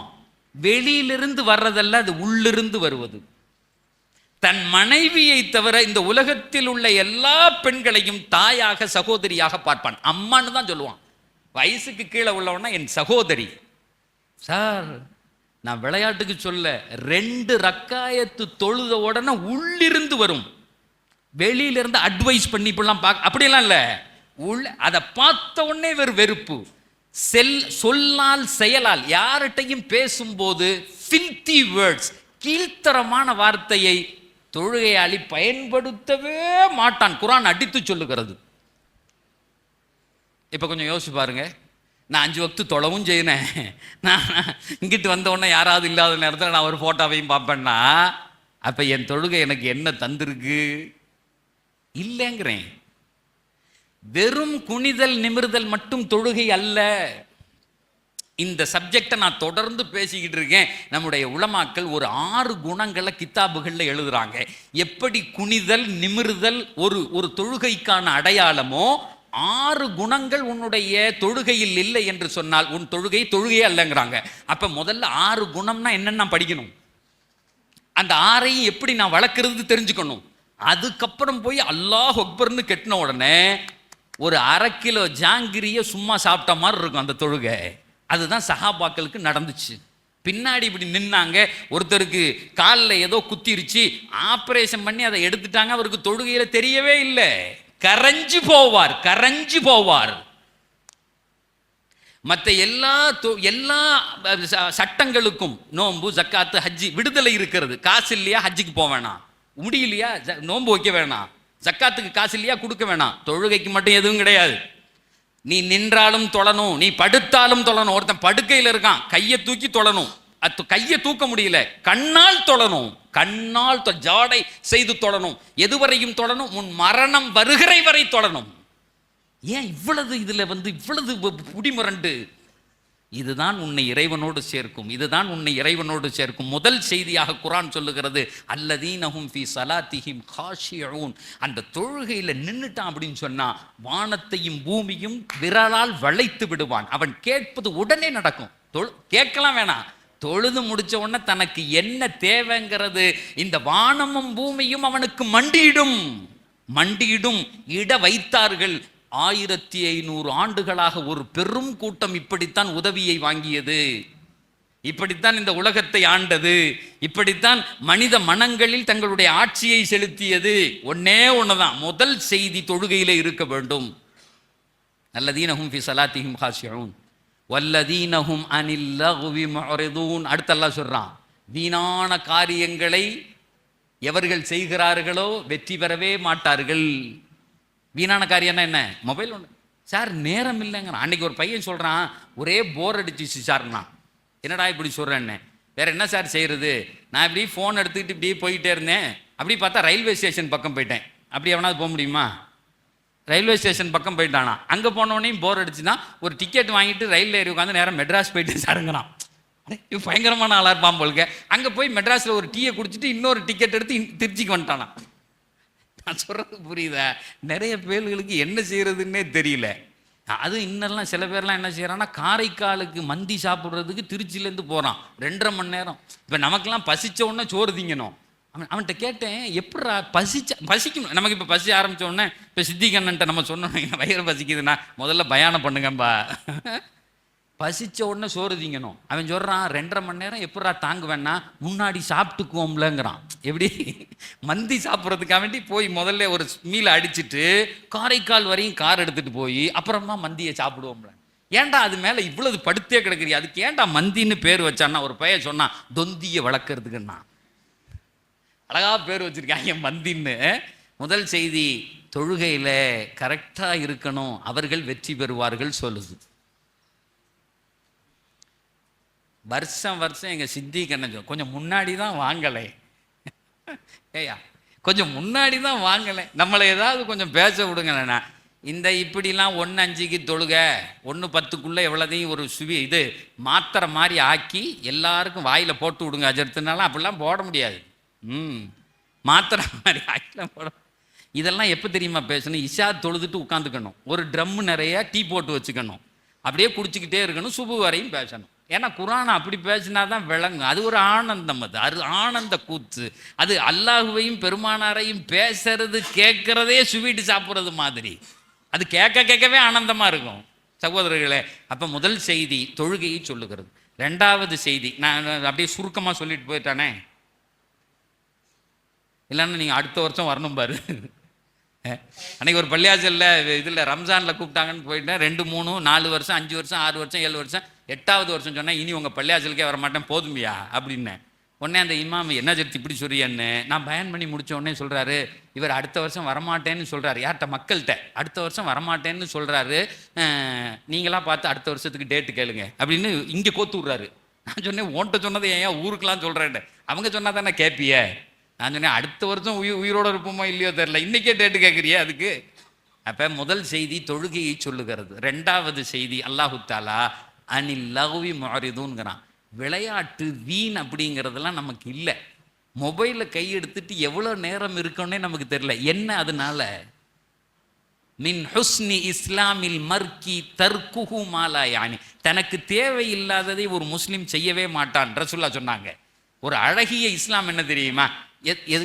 என்ன செய்யறன்னே தெரியாமல் இப்படி செய்யறது, அப்படியெல்லாம் மொபைல் நோண்டுறது, டிவியை பார்க்கறது, தேவையில்லாமல் போய் இன்னொருத்த விஷயத்தில் தலையிட்டு அதில் சண்டை இழுக்கிறது, அதெல்லாம் செய்யவே கூடாது என்று மார்க்கம் சொல்லுகிறது. நேரத்தை வகுத்து கரெக்டாக செய்கிறது, செயல்பாடுகளை கரெக்டாக செய்கிறது. அந்த நேரம் நமக்கு வகுக்க தெரியலையா, யார் வகுக்க தெரியுமோ அவன்கிட்ட கேட்கறது. நிறைய பெரிய பிரச்சனையே இதுதான் இன்னைக்கு. அவன்கிட்ட கேட்டால் நம்மளை என்ன நினச்சிக்குவானோங்கிறான். அப்படிலாம் இங்கே நினைக்கிறதுக்கெலாம் ஒன்றும் இல்லை. யார்ட்டையா கேட்டுக்கணும், இப்படி எப்படிங்க இதை சரி பண்ணுறது? பிள்ளைகளுக்கு நாம் சொல்லி கொடுப்பது. அவனுக்கு என்ன செய்யறதுன்னே தெரியல, சும்மா உட்காந்துருக்கிறதுனால நான் எதையாவது செஞ்சுக்கிட்டே இருக்கேங்கிறான். எதையும் அவர்கள் வீணானதை அவர்கள் செய்ய மாட்டார்கள். அனில்லகுவி மோரிதோன், அவனுக்கு 1000 வேலை இருக்கு, நேரங்கள் இன்னைக்கு தேவைப்படுது அப்படிங்கிறத அழகா குர்ஆன் நமக்கு சொல்லித் தருகிறது. இன்ஷா அல்லாஹ் இந்த ரெண்டையும் மட்டும் எடுத்துக்குவோம். எதை? ஒன்னாவது தொழுகையில் ஈடுபடுவது. அது என்ன சொர்க்கத்தில் சேர்க்கும், கொண்டு போய் நாளை மறுமையில் அல்லாஹுவோடு சேர்க்கும். இந்த உலகத்தில் எல்லாத்தையும் வாங்கி எனக்கு தரும், பெரிய சுகத்தை தரும். எல்லாத்தையும் விட பெரிய விஷயம், மரணம் வரை நோய் வராது. மரணம் வரை ஒழுங்காக தொடக்கூடியவர்களுக்கு நோயை அல்லாஹு தரமாட்டான், சுகமான மரணம் ஏற்படும். மரணம் வரையும் பொருளாதாரம் கையில் இருந்துக்கிட்டே இருக்கும், கையில் இருந்துக்கிட்டே இருக்கும். நான் ஏற்கனவே சொன்னேன்ல, அந்த 6 செய்தியோடு சேர்த்து தொழுதா.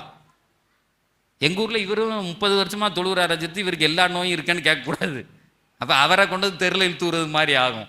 ரெண்டாவது, நேரங்களை மிகச்சரியாக பயன்படுத்தி வீணானவைகளில் செயல்பட மாட்டார்கள் அப்படிங்கிறது. அந்த கூட்டத்தில் நம்ம சேரணும்னு நினைக்கணும். ரெண்டாவது, பிள்ளைகளுக்கு ஏதாவது ஒன்று கொடுத்துக்கிட்டே இருக்கணும். வந்த உடனே சித்திக்கு என்ன சொன்னாங்க, இந்த வருஷம் செஞ்சது பூரா பிள்ளைகள் தான். அவங்கள என்ன செய்யணும், டெலிகேட் பண்ணணும். இதை கொடுத்துட்டு இவங்க எப்படி செய்கிறாங்கன்னு பிள்ளைகளை பார்க்கணும். நம்மளும் பிள்ளைகளை ஒரு வேலையை கொடுத்துட்டு கூட்டுன்னு சொல்லணும், கூட்டு சொல்லணும், வீட்டை கூட்ட சொல்லணும். நிறைய பேர் தொட்டாத, இந்த அம்மாக்கள் கெடுக்கிறதே இவ்வளவுதான். அந்த பிள்ளைய அவ கூட விளக்கு மாத்த தூக்கிடுவோம், என் புள்ள தொடக்கணும். அங்கே போனவொடனே விளக்கு மாத்தாலே அடிப்பான் மாப்பிள்ளை வீட்டில். உங்கள் அம்மா உன்னை கூட்ட விடலையான்னு அதை தூக்கிக்கிட்டு சாத்துறான்.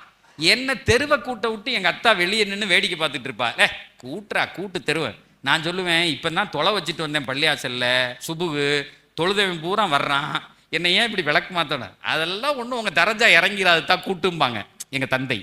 இன்னைக்கும் என்னை எங்கே நின்று ஒரு பேப்பரை எடு கூட்டுன்னா என்னால் கூட்ட முடியும். ஏன்னா அந்த உருவாக்கின மனோநிலை தானே ஒழிஞ்சே நான் இல்லை.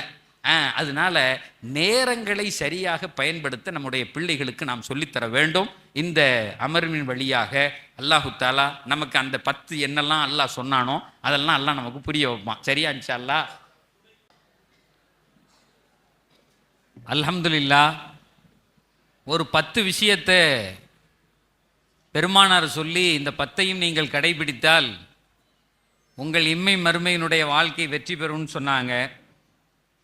நம்மளும் கடைபிடிக்கணும், நம்முடைய பிள்ளைகளுக்கும் சொல்லணும். சித்திக் ஆஜியாரனுடைய ஆர்வத்தை விட மற்றவங்களுமே அந்த 10ஐயும் சொல்லிட்டு போயிருங்களேன் அப்படின்னு சொல்லிட்டு ஆர்வப்படுறதுனால வயிறு பசிக்குது, பிரியாணின்னு வேற சொல்லிட்டாரு. பிரியாணிலாம் இல்லையா, சாப்பாடு உண்டுன்னு சொன்னதுக்கப்புறம் அல்லாவே சொல்கிறான், உனக்கு சாறு வந்துருச்சுன்னா முதல்ல சோத்தை தின்னு தொழாதங்கிறான். அப்புறமா வயிறு வச்சிக்கும் போது சாப்பாடு வந்துச்சுன்னா முதல்ல சாப்பிட்டுட்டு அப்புறமா தொழுவுங்க அப்படிங்கும்போது இந்த 5 மட்டும் சுருக்கமாக ஒரு டேப்லெட் மாதிரி சொல்லிடுவோம். முதல் விஷயம் அல்லாஹ் சொல்கிறான், அல்லது கது அஃப்லஹல் முஃமினூன், மூமீன்கள் வெற்றி பெற்று விட்டார்கள், முடிஞ்சு. யாரு அப்படின்னு கேட்டால் இந்த 10 அடையாளங்களோடு இருக்கக்கூடியவர்கள் அப்படின்னு சொல்கிறான்.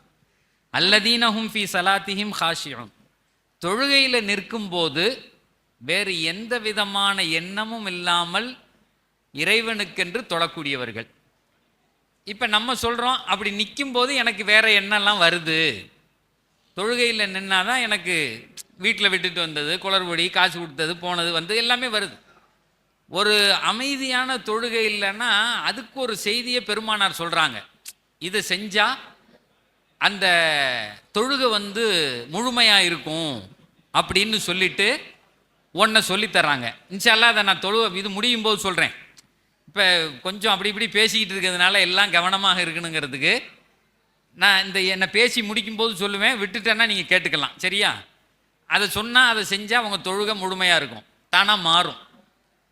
தொழுகையில் கவனமாக இருக்கணும். முதல் செய்தி, எந்த நேரத்திலையும் தொழணும். வஅமுர் அஹ்லக பிஸ்ஸலாத்தி வஸ்தபிர் அலைஹா. அல்லாஹ் சொல்கிறான், நீங்களும் தொழுவுங்க, உங்கள் பிள்ளைகளை தொழ சொல்லுங்கள், சின்ன வயசுலேருந்தே தொழ சொல்லுங்கள், அதில் நிலைத்திருங்கள் அப்படின்னு சொல்லிட்டு நாமே ரிசுக்கு தருகிறோம் அப்படிங்கலாம். தொழுகைக்கு பின்னால் ரிசுக்கினுடைய வாசல்கள் திறக்கப்படும். ஒழுங்காக நம்ம தொழுதுகிட்டே இருந்தோம் அப்படின்னு சொன்னால் நினைக்கிற நேரத்தில் நினைக்கிற காரியங்கள் சிறப்பாக நடக்கும். குழந்தை பிறந்த உடனேயே பொம்பளை பிள்ளை பிறந்துருச்சு, நான் வந்து இந்த பிள்ளைக்கு வீடு வாங்கி வைக்கணும், 500 பவுன் போடணும்னு அப்போ யோசிக்க வேண்டியதில்லை. அந்த பிள்ளை கல்யாணம் முடிக்கிற நேரத்தில் உங்கள் கையில் காசு இருக்கும், அது போதும்ல. இப்போ இங்கேருந்து மெட்ராஸ் போகணுன்னு காரை ஸ்டார்ட் பண்ணிவிட்டு மெட்ராஸ் வரையும் லைட்டு தெரியல, அதனால நான் போக மாட்டேன்னு ஒருத்தன் சொன்னால் என்ன செய்வோம்? மண்டையில் அடிப்போம். லைட்டு, கார் லைட்டை போட்டோன்னா முன்னாடி இருக்கிறது தான் தெரியும், அப்படியே போக போக மெட்ராஸ் வரையும் போயிடலாம், அப்படி தானே? எவனாவது லைட் இங்கிருந்து நான் மெட்ராஸுக்கு அடித்தாதான் போவேன்னு யாராவது சொல்லுவோமா? சொல்ல மாட்டோம். கல்யாணம் பண்ணுறதுக்கு பிள்ளைக்கு இப்போவே நான் நகை சேர்த்துருவேன்னு யாராவது சொல்லுவேன், அது வர்ற அன்னைக்கு இருக்கும். தொழுதால் அல்லாஹ் உங்களுடைய பரக்கத்தினுடைய வாசலை திறந்து விடுவான், உங்களுடைய பொருளாதாரம் நிரப்பமாக இருக்கும், பிள்ளைகள் சாலிகான பிள்ளைகளாக வளர்வார்கள், நோவினை தரமாட்டான், அந்த பிள்ளைகளால் உங்கள் குடும்பத்துக்கு கேவலம் வராது. ரெண்டாவது முக்கியமான விஷயம், மனசிலிருந்து கசடுகள் எடுக்கப்பட்டுரும், அழுக்குகள் போயிடும், எதை பார்த்தாலும் சரியாக பார்க்க முடியும். முதல் செய்தி. ரெண்டாவது செய்தி எல்லாம் சொல்கிறான், வல்லதீனஹும் அனில் லஹ்வி முஅரிதுன். சின்ன பிள்ளையாக இருக்கும்போது விளையாடணும். 6 வயசு வரையும் குழந்தைகளுக்கு விளையாட்டு தான், விளையாட்டு விளையாட்டு ரசூல்லா சொல்லித்தர்றாங்க. ஒரு பிள்ளைக்கு 6 வயசு வரையும் விளையாடிக்கிட்டே இருக்கும். அதே விளையாட்டு பிள்ளையா அவன் கடைசி வரையுமே வளர முடியாது. ஆனால் நம்ம பிள்ளையெல்லாம் இன்றைக்கி அப்படி தான் வளர்க்குறோம். காலேஜ் படிக்கிற வரையும் விளையாடிக்கிட்டே இருக்கான், எதையாவது ஒன்று செஞ்சுக்கிட்டு இருக்கான், தேவையில்லாத வேலையை செஞ்சுக்கிட்டு இருக்கான். குரான் சொல்லுகிறது, ஒரு குறிப்பிட்ட வயசு வந்தவொடனே அவனை மாற்றி விடணும், பொறுப்பாக அவனை ஆக்கணும். அதனால விளையாட்டு அப்படிங்கிறது ஒரு வயசு, அதை கடந்த உடனே மாற்றி விடணும். எப்படி பால் குடியை மாத்திரமோ அதை மாதிரி மாற்றி விடணும். இனி உனக்கு பொறுப்பு வந்துருச்சுதா அப்படின்னு சொல்லிட்டு குடும்பத்தினுடைய பொறுப்புகள் சிலதை பிள்ளைகளுக்கு கொடுக்கணும். கொடுத்துட்டா அவன் என்ன செய்வான்னா மாறுவான். இல்லை நீ பாட்டுக்கு டெய்லி வாரம் வாரம் கிரிக்கெட்டு விளையாடப்போ, அது விளையாடப்போ, எப்போ பார்த்தாலும் கேம் விளையாடிக்கிட்டே. இன்றைக்கெல்லாம் இன்டோர் கேம் தான் விளையாடுறான், வீட்டுக்குள்ளே உட்காந்து கேம் விளையாடிக்கிட்டு இருக்கான். அன்னைக்கு ஒரு நண்பரை பார்க்க போயிருந்தேன், திடீர்னு பார்த்தா புட்றா அவனை, புட்றா அவன். நானே கொஞ்சம் நேரம் ஒரு மாதிரி ஆகிட்டேன், இவர் பையன் நல்லா தானே இருந்தான் அப்படின்னு என்ன கேட்குறேன். அவரே என்னை புரிஞ்சுக்கிட்டு சொல்கிறாரு, பையன் கேம் விளையாடுறான் அஜர்த்து அப்படிங்கிறார். ரூமுக்குள்ளே உட்காந்து அவனை புட்றா வெட்டுறா அடுறான் இருக்கான். லூஸ் ஆயிடுவாங்க பிள்ளைகள், அப்படிலாம் விடக்கூடாது, அது கடமை நமக்கு. வல்லதீனஹும் லிஸ்ஸக்காத்தி ஃபாயிலூன். 3வது குணம் குரான் சொல்லுகிறது. மொத்தம் 6ஆக பிரிச்சிருக்காங்க. 3வது குணம் ஜக்காத்தை செய்வார்கள் அப்படிங்குது குரான். அமல் கொடுப்பார்கள் இல்லை, வேலையை போட்டு எழுதி போட்டாங்கல்ல, இவ்வளோ ஜக்காத்து கொடுத்துருக்கோம், இது பண்ணியிருக்கோன்னு. ஆனால் அவர் செய்தியை சொன்னார், உங்கள் சொந்தக்காரங்களுக்கு கொடுத்தது போக மீதி எங்கள்கிட்ட கொடுங்கன்னு கேட்போம் அப்படிங்கிறாரு. இந்த இடத்துல ஃபாயில் அப்படிங்கிறதுக்கு இது கொஞ்சம் விளக்கம் சொல்லி ஆகணும். ஜக்காத்தை கொடுப்பார்கள் நல்லா சொல்ல, ஜக்காத்தை செய்வார்கள்ங்கிறான். ஃபஅல அப்படின்னா தே ஆர் டூயிங்னு அர்த்தம், ஒன்றை செய்கிறது. எப்படி செய்கிறது? ஜக்காத்து எவ்வளவுன்னு கனெக்ட் பண்ணணும், முறையான ஆளுகளை தேடணும், அவர் கையில் கொண்டு போய் கொடுக்கணும். அது ஒரு இபாதத்து. கொடுக்கும்போது எப்படி இருக்கணும்? சந்தோஷமாக கொடுக்கணும். அந்த ஜக்காத்தை கொடுக்கும்போது நிறைவாக கொடுக்கணும். 1 கோடி ரூபா அல்லாஹ் எனக்கு தந்தான், அதில் 2.5% தான் கொடுக்க சொன்னான், அதனால நான் கொடுக்குறேன்னு கொடுத்தா அந்த 1 கோடி சத்தியமாக 2 கோடி ஆகும். 1 கோடி 2 கோடி ஆகும். அப்போ 2 கோடி 4 கோடி இல்லை, 2 கோடி 8 கோடி ஆகும். 8 கோடி 800 கோடி ஆகும். நான் சொல்கிறது விளங்குதா கணக்கு? 1 2 2 4 8 800 அப்படி தான் கணக்கு. ஏன்னா நான் சொல்லலை, குரான் சொல்லுகிறது. அவர்கள் கொடுத்தால் வருத்தப்பட்டு கொண்டே கொடுப்பார்கள். வலா யஅதூன ஸலாத்த இல்லா வஹும் குஸாலா வலா யுன்ஃபிகூனஹா இல்லா வஹும் காரிஹூன் அல்லாஹ் சொல்றான். கொடுக்கும்போது வலிச்சு கொடுத்தன்னா கொடுக்காத. ஏன்னு கேட்டால் அந்த காசு ரிட்டர்ன் வராது, நோயாக வரும், சிரமமாக வரும். ஏன்னா அவ்வளோ பேர் 1 கோடி ரூபா காசு கொடுத்துருக்கான், ஒரு லட்சம் ரூபா எடுத்து அல்லாஹ்க்குன்னு ஜக்காத்து கொடுக்கும்போது ஃபாயில் அப்படிங்கிறதுக்கு அர்த்தம் என்னன்னா தேடணும், நோட்டு போட்டு எழுதணும், மனைவிக்கு எவ்வளோ ஜக்காத்துன்னு எழுதணும். சும்மா இந்த கோயம்புத்தூரில் ஜக்காத்து சேலைன்னு ஒன்று விற்கிறான், ஒரு தடவை அலசிட்டு எடுத்தால் பாதி சேலை தான் கையில் வரும், மீதி பூரா தண்ணியில் போயிடும். அவனே போட்டு விற்கிறான் ஜக்காத்து சேலைகள். அப்போ முஸ்லீமினுடைய எண்ணத்தை எப்படி பிரதிபலிச்சிருக்கான் பாருங்க. சரி, ஒருத்தன் எல்லாம் சேலையாக வாங்கி ஒருத்தி கொடுத்துட்டான், அதை சாப்பிட்டு பொழைச்சிக்குவாள்ல அவ. எங்க சேலையை சாப்பிடலாம்ல? சாப்பிட முடியுமா சேலையை? எப்படி சாப்பிட முடியும்? சேலையாக வாங்கி கொடுக்கறது, சட்டையாக வாங்கி கொடு, அதை வச்சு என்ன செய்ய? இவங்க ஒரு அழகான வேலையை செஞ்சுருக்காங்க. ஜக்காத்து அப்படிங்கிறது ஒருத்தனை ஏழையாக்குறதில்ல, அவனுக்கு கொடுக்கறதல்ல, கொடுக்க வைக்கிறது, பணக்காரனாக்குறது. ஒருத்தருக்கு தேவை, ஒரு தொழில் செஞ்சா ஒரு லட்சம் ரூபா கொடுத்தா அவர் தொழில் செஞ்சு பொழைச்சிக்குவார்னா 1 லட்சம் ரூபாயை கொடுக்கறது தான் ஜக்காத்து. இந்த 10 ரூபா 20 ரூபா இப்படி இது அது சதக்காக்கள். ஜக்காத்துங்கிறது சிஸ்டமைஸ்டு. இதை ரசூல்லா இம்ப்ளிமெண்ட் பண்ணிட்டு தான் வாழ்ந்த காலத்திலேயே எல்லாரும் காசு வச்சிருந்தாங்க. இப்போ அவங்கெல்லாம் சொன்னாங்க, எங்கள் ஜக்காத்தை யாரும் சொல்ல யார்கிட்ட கொடுக்கறதுன்னு. இந்த ஊரில் யாருமே இல்லையா, அப்போ பக்கத்து ஊரில் கொண்டு போய் கொடுங்கன்னாங்க. ஒரு ஊரையே பணக்காரர்களாக மாற்றி காண்பித்தவர்கள் பெருமானார். உமர் ரலியல்லாஹு தஆலா ஜக்காத்தை கொடுக்க முடியாமல் அங்கே கொண்டு போய் இங்கே கடைசியில் குழியை தோண்டி புதடான்னா. நான் சொல்கிறது விளங்குதா? ஏன்னா ஜக்காத்து வாங்குற ஆள் அதுக்கு தகுதியோடு இருக்கணும். எல்லாரும் காசு வச்சுருக்கான், எல்லார்ட்டையும் 10 கோடி ரூபா இருக்குது. இப்போ எவன்கிட்ட கொண்டு போய் கொடுக்குறது? ஜக்காத்தை யார்ட்டையும் கொடுக்க முடியாது. யாரெல்லாம் நாங்களும் தேடி தேடி பார்த்தேன், இல்லை, குழியை தோண்டு, ஜக்காத்தை உள்ளே போட்டு போத, அவ்வளோதான், முடிஞ்சு போச்சு. அப்படி ஒரு செய்தியை சொல்லிவிட்டு ஒரு கூட்டத்தையும் உருவாக்கி காமிச்சிட்டு போயிட்டாங்க. அப்போ பணக்கார கூட்டம், யப்ன ஆதம் அன்ஃபிக் யுன்ஃபக் அலைக். ஹதீஸில் வருது, நீ காசை செலவு பண்ணால் உனக்கு காசு வரும். ஜக்காத்தை கொடுத்தா அல்லாஹ் உடனே தூக்கி 10 மடங்கு உன் முகரையில் எரிஞ்சிருவான். கொடுக்கறதே இல்லை, நாங்கள் சேர்த்து வைக்கிறோம்னா இருக்கிற காசு போகுது, நோய் வருது. தாவு மரதா கும்பி சதகாத். இன்னும் அரபு நாடுகளில் உண்டு, யாருக்காவது ஜுரம்னா 10 மூட்டையை கொண்டு போய் அரிசியை உடனே சதக்கா கொடுத்துருவான். 4 ஏழைகளை கூப்பிட்டு காசை கொடுத்துட்டு தான் டாக்டர்கிட்டே போவான். டாக்டர் பார்த்த உடனே சொல்லுவானே, ஒன்றுமே இல்லையே, நல்லா இருக்காரேன்ருவான். எங்கள் ரசூல்லா சொன்னாங்க, நோய்களை சதக்காக்களை கொண்டு நிவாரணம் தேடிக்கொள்ளுங்கள்.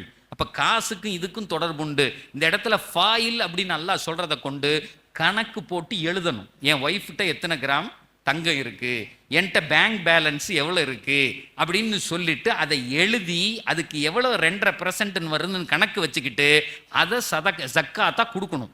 யார் தகுதியோ அவருக்கு கொடுக்கணும். முதல்ல சொந்தக்காரங்களுக்கு கொடுக்கணும். அந்த காசை எடுத்து நம்ம தெருவில் இருக்கக்கூடிய தகப்பன் இல்லாத பிள்ளைகளுக்கு கொடுக்கணும். எவ்வளோ கொடுக்கணும்? அவங்க தேவை எதை கொண்டு நிறைவடையுமோ அவ்வளோ கொடுக்கணும். 100 ரூபா 200 ரூபா. வருஷமாக அவனை பிச்சைக்காரனாவே வச்சிருக்கிறதுக்கு பேர் ஜக்காத்து இல்லை, பணக்காரனை ஆக்குறதுக்கு பேர் தான் ஜக்காத்து. ஏன்னா இதை நான் சொல்லலை, பெருமானார் சொல்லி விட்டுட்டு போனாங்க. ஃபாயில் அப்படி. இன்னும் இதுக்கு விளக்கம் சொல்லணும், இதோட நிப்பாட்டிக்கிறேன். ஜக்காத்தை கொடுத்து பழகணும். இன்னையிலிருந்து ஆரம்பிக்கணும். என் ஜக்காத்தை நான் எழுதி வைத்து நான் கொடுப்பேன்.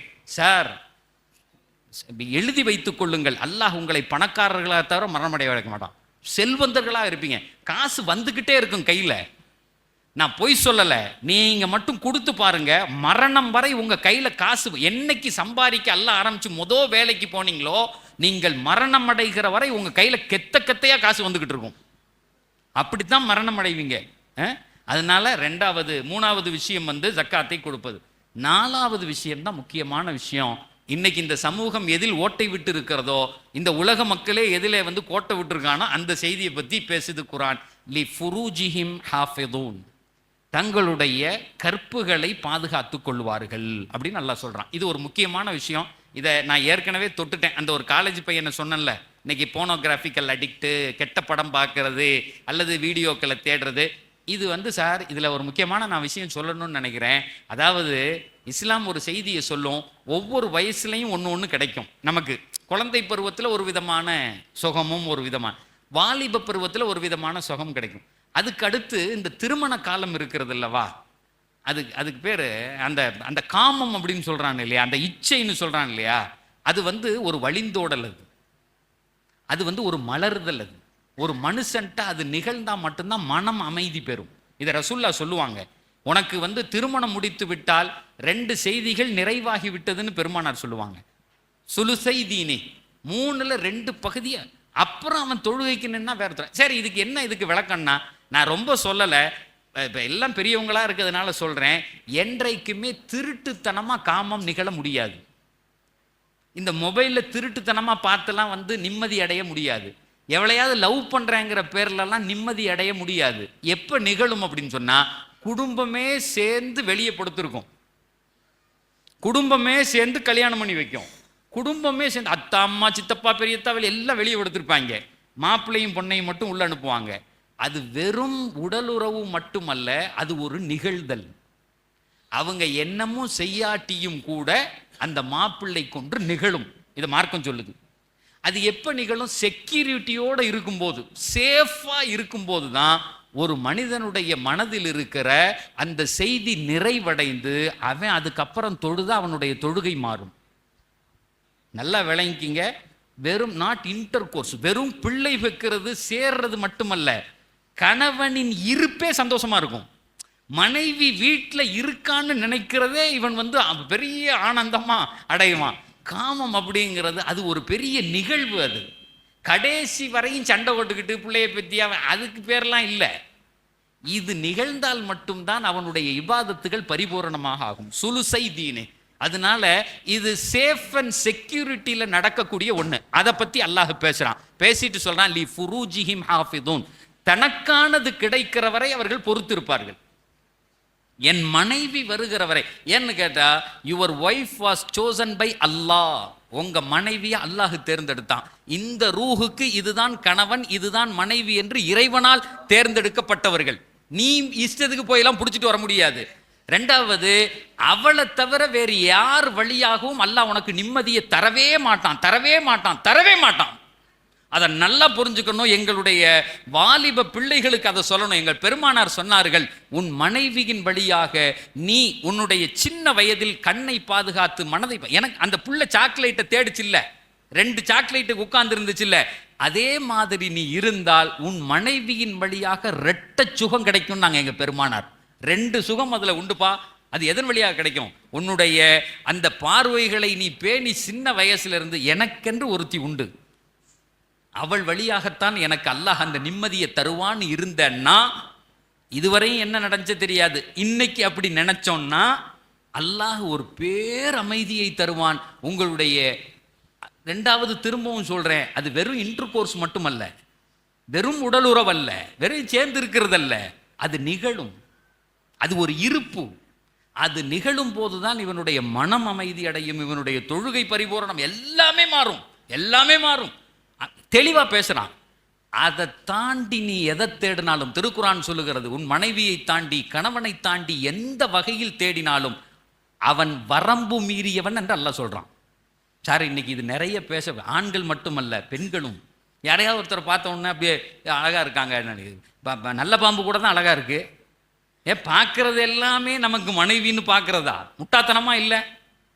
இது எங்க வாலிப பிள்ளைகளுக்கு இதை பதிய வைக்கணும். பெண் பிள்ளைகள், கல்யாணம் முடிச்ச பெண்கள், கல்யாணம் முடிச்ச ஆண்கள், என்ன என்ன அப்படி அப்படி அப்படி என்ன அந்த சுகம் அதில் கிடைத்து விட போகிறது? குரான் சொல்லுகிறது, அவன் எல்லை மீறியவன், அவனுக்கான சுகத்தை நான் அவன் மனைவியின் வழியாக தரமாட்டேங்கிறான்ல. மனிஸ்தாஜல ஷையன் கபல அவானிஹி ஊகிப பிஹிர்மானிஹி.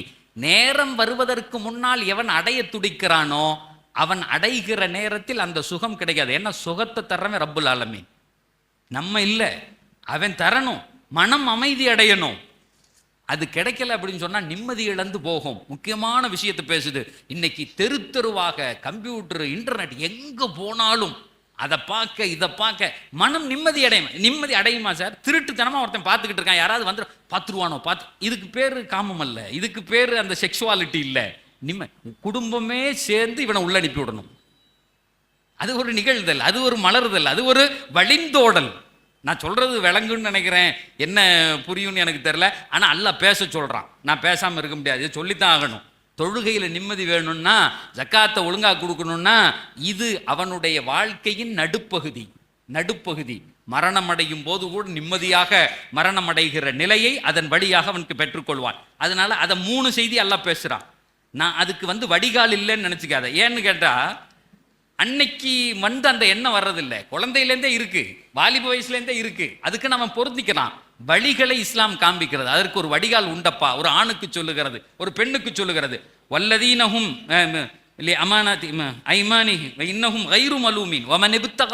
அவர்கள் திட்டுவதற்கு உண்டானவர்கள் அல்ல. ஒருத்தன் கல்யாணம் பண்ணி பிள்ளையை பெற்று சந்தோஷமா இருக்கான்னா வாழ்த்துக்குரியவர்கள். உலகமே சேர்ந்து அவனை வாழ்த்தும். நல்லா இருக்கடா, நல்லா இருறா அப்படின்னு சொல்லுவான். திருட்டுத்தனமா பண்ணா திட்டுவான். அதுக்கு ஒரு சேஃப் அண்ட் செக்யூரிட்டி வேணும். இதை குறிப்பா எங்க வாலிபர்களுக்கு நீங்க சொல்லிக் கொடுக்கணும். அடுத்து வாலிப வயசுல என்ன நடக்கும் அப்படின்னு நல்லா சொல்றான். 3 இது சொல்லிட்டோம். 4வது இதை சொல்லி 3 இது சொல்லிட்டோம். 4வது இது அமானாத்திஹிம் வஅஹ்திஹிம் ராஊன். கடைசியா 4வது இதுல இறைவன் சொல்றான், உங்க பிள்ளைகளுக்கு நீங்க சொல்லிக் கொடுங்க, எங்க வேலைக்கு போனாலும் என்ன செஞ்சாலும் அவர்கள் கொடுத்த வாக்குறுதியின் மீது நிற்கட்டும். அதுதான் ஆண் தன்மை என்று எல்லாம் சொல்றான். ஒரு அக்ரிமெண்ட்னு போட்டா அதுல நிக்கணும் சார்.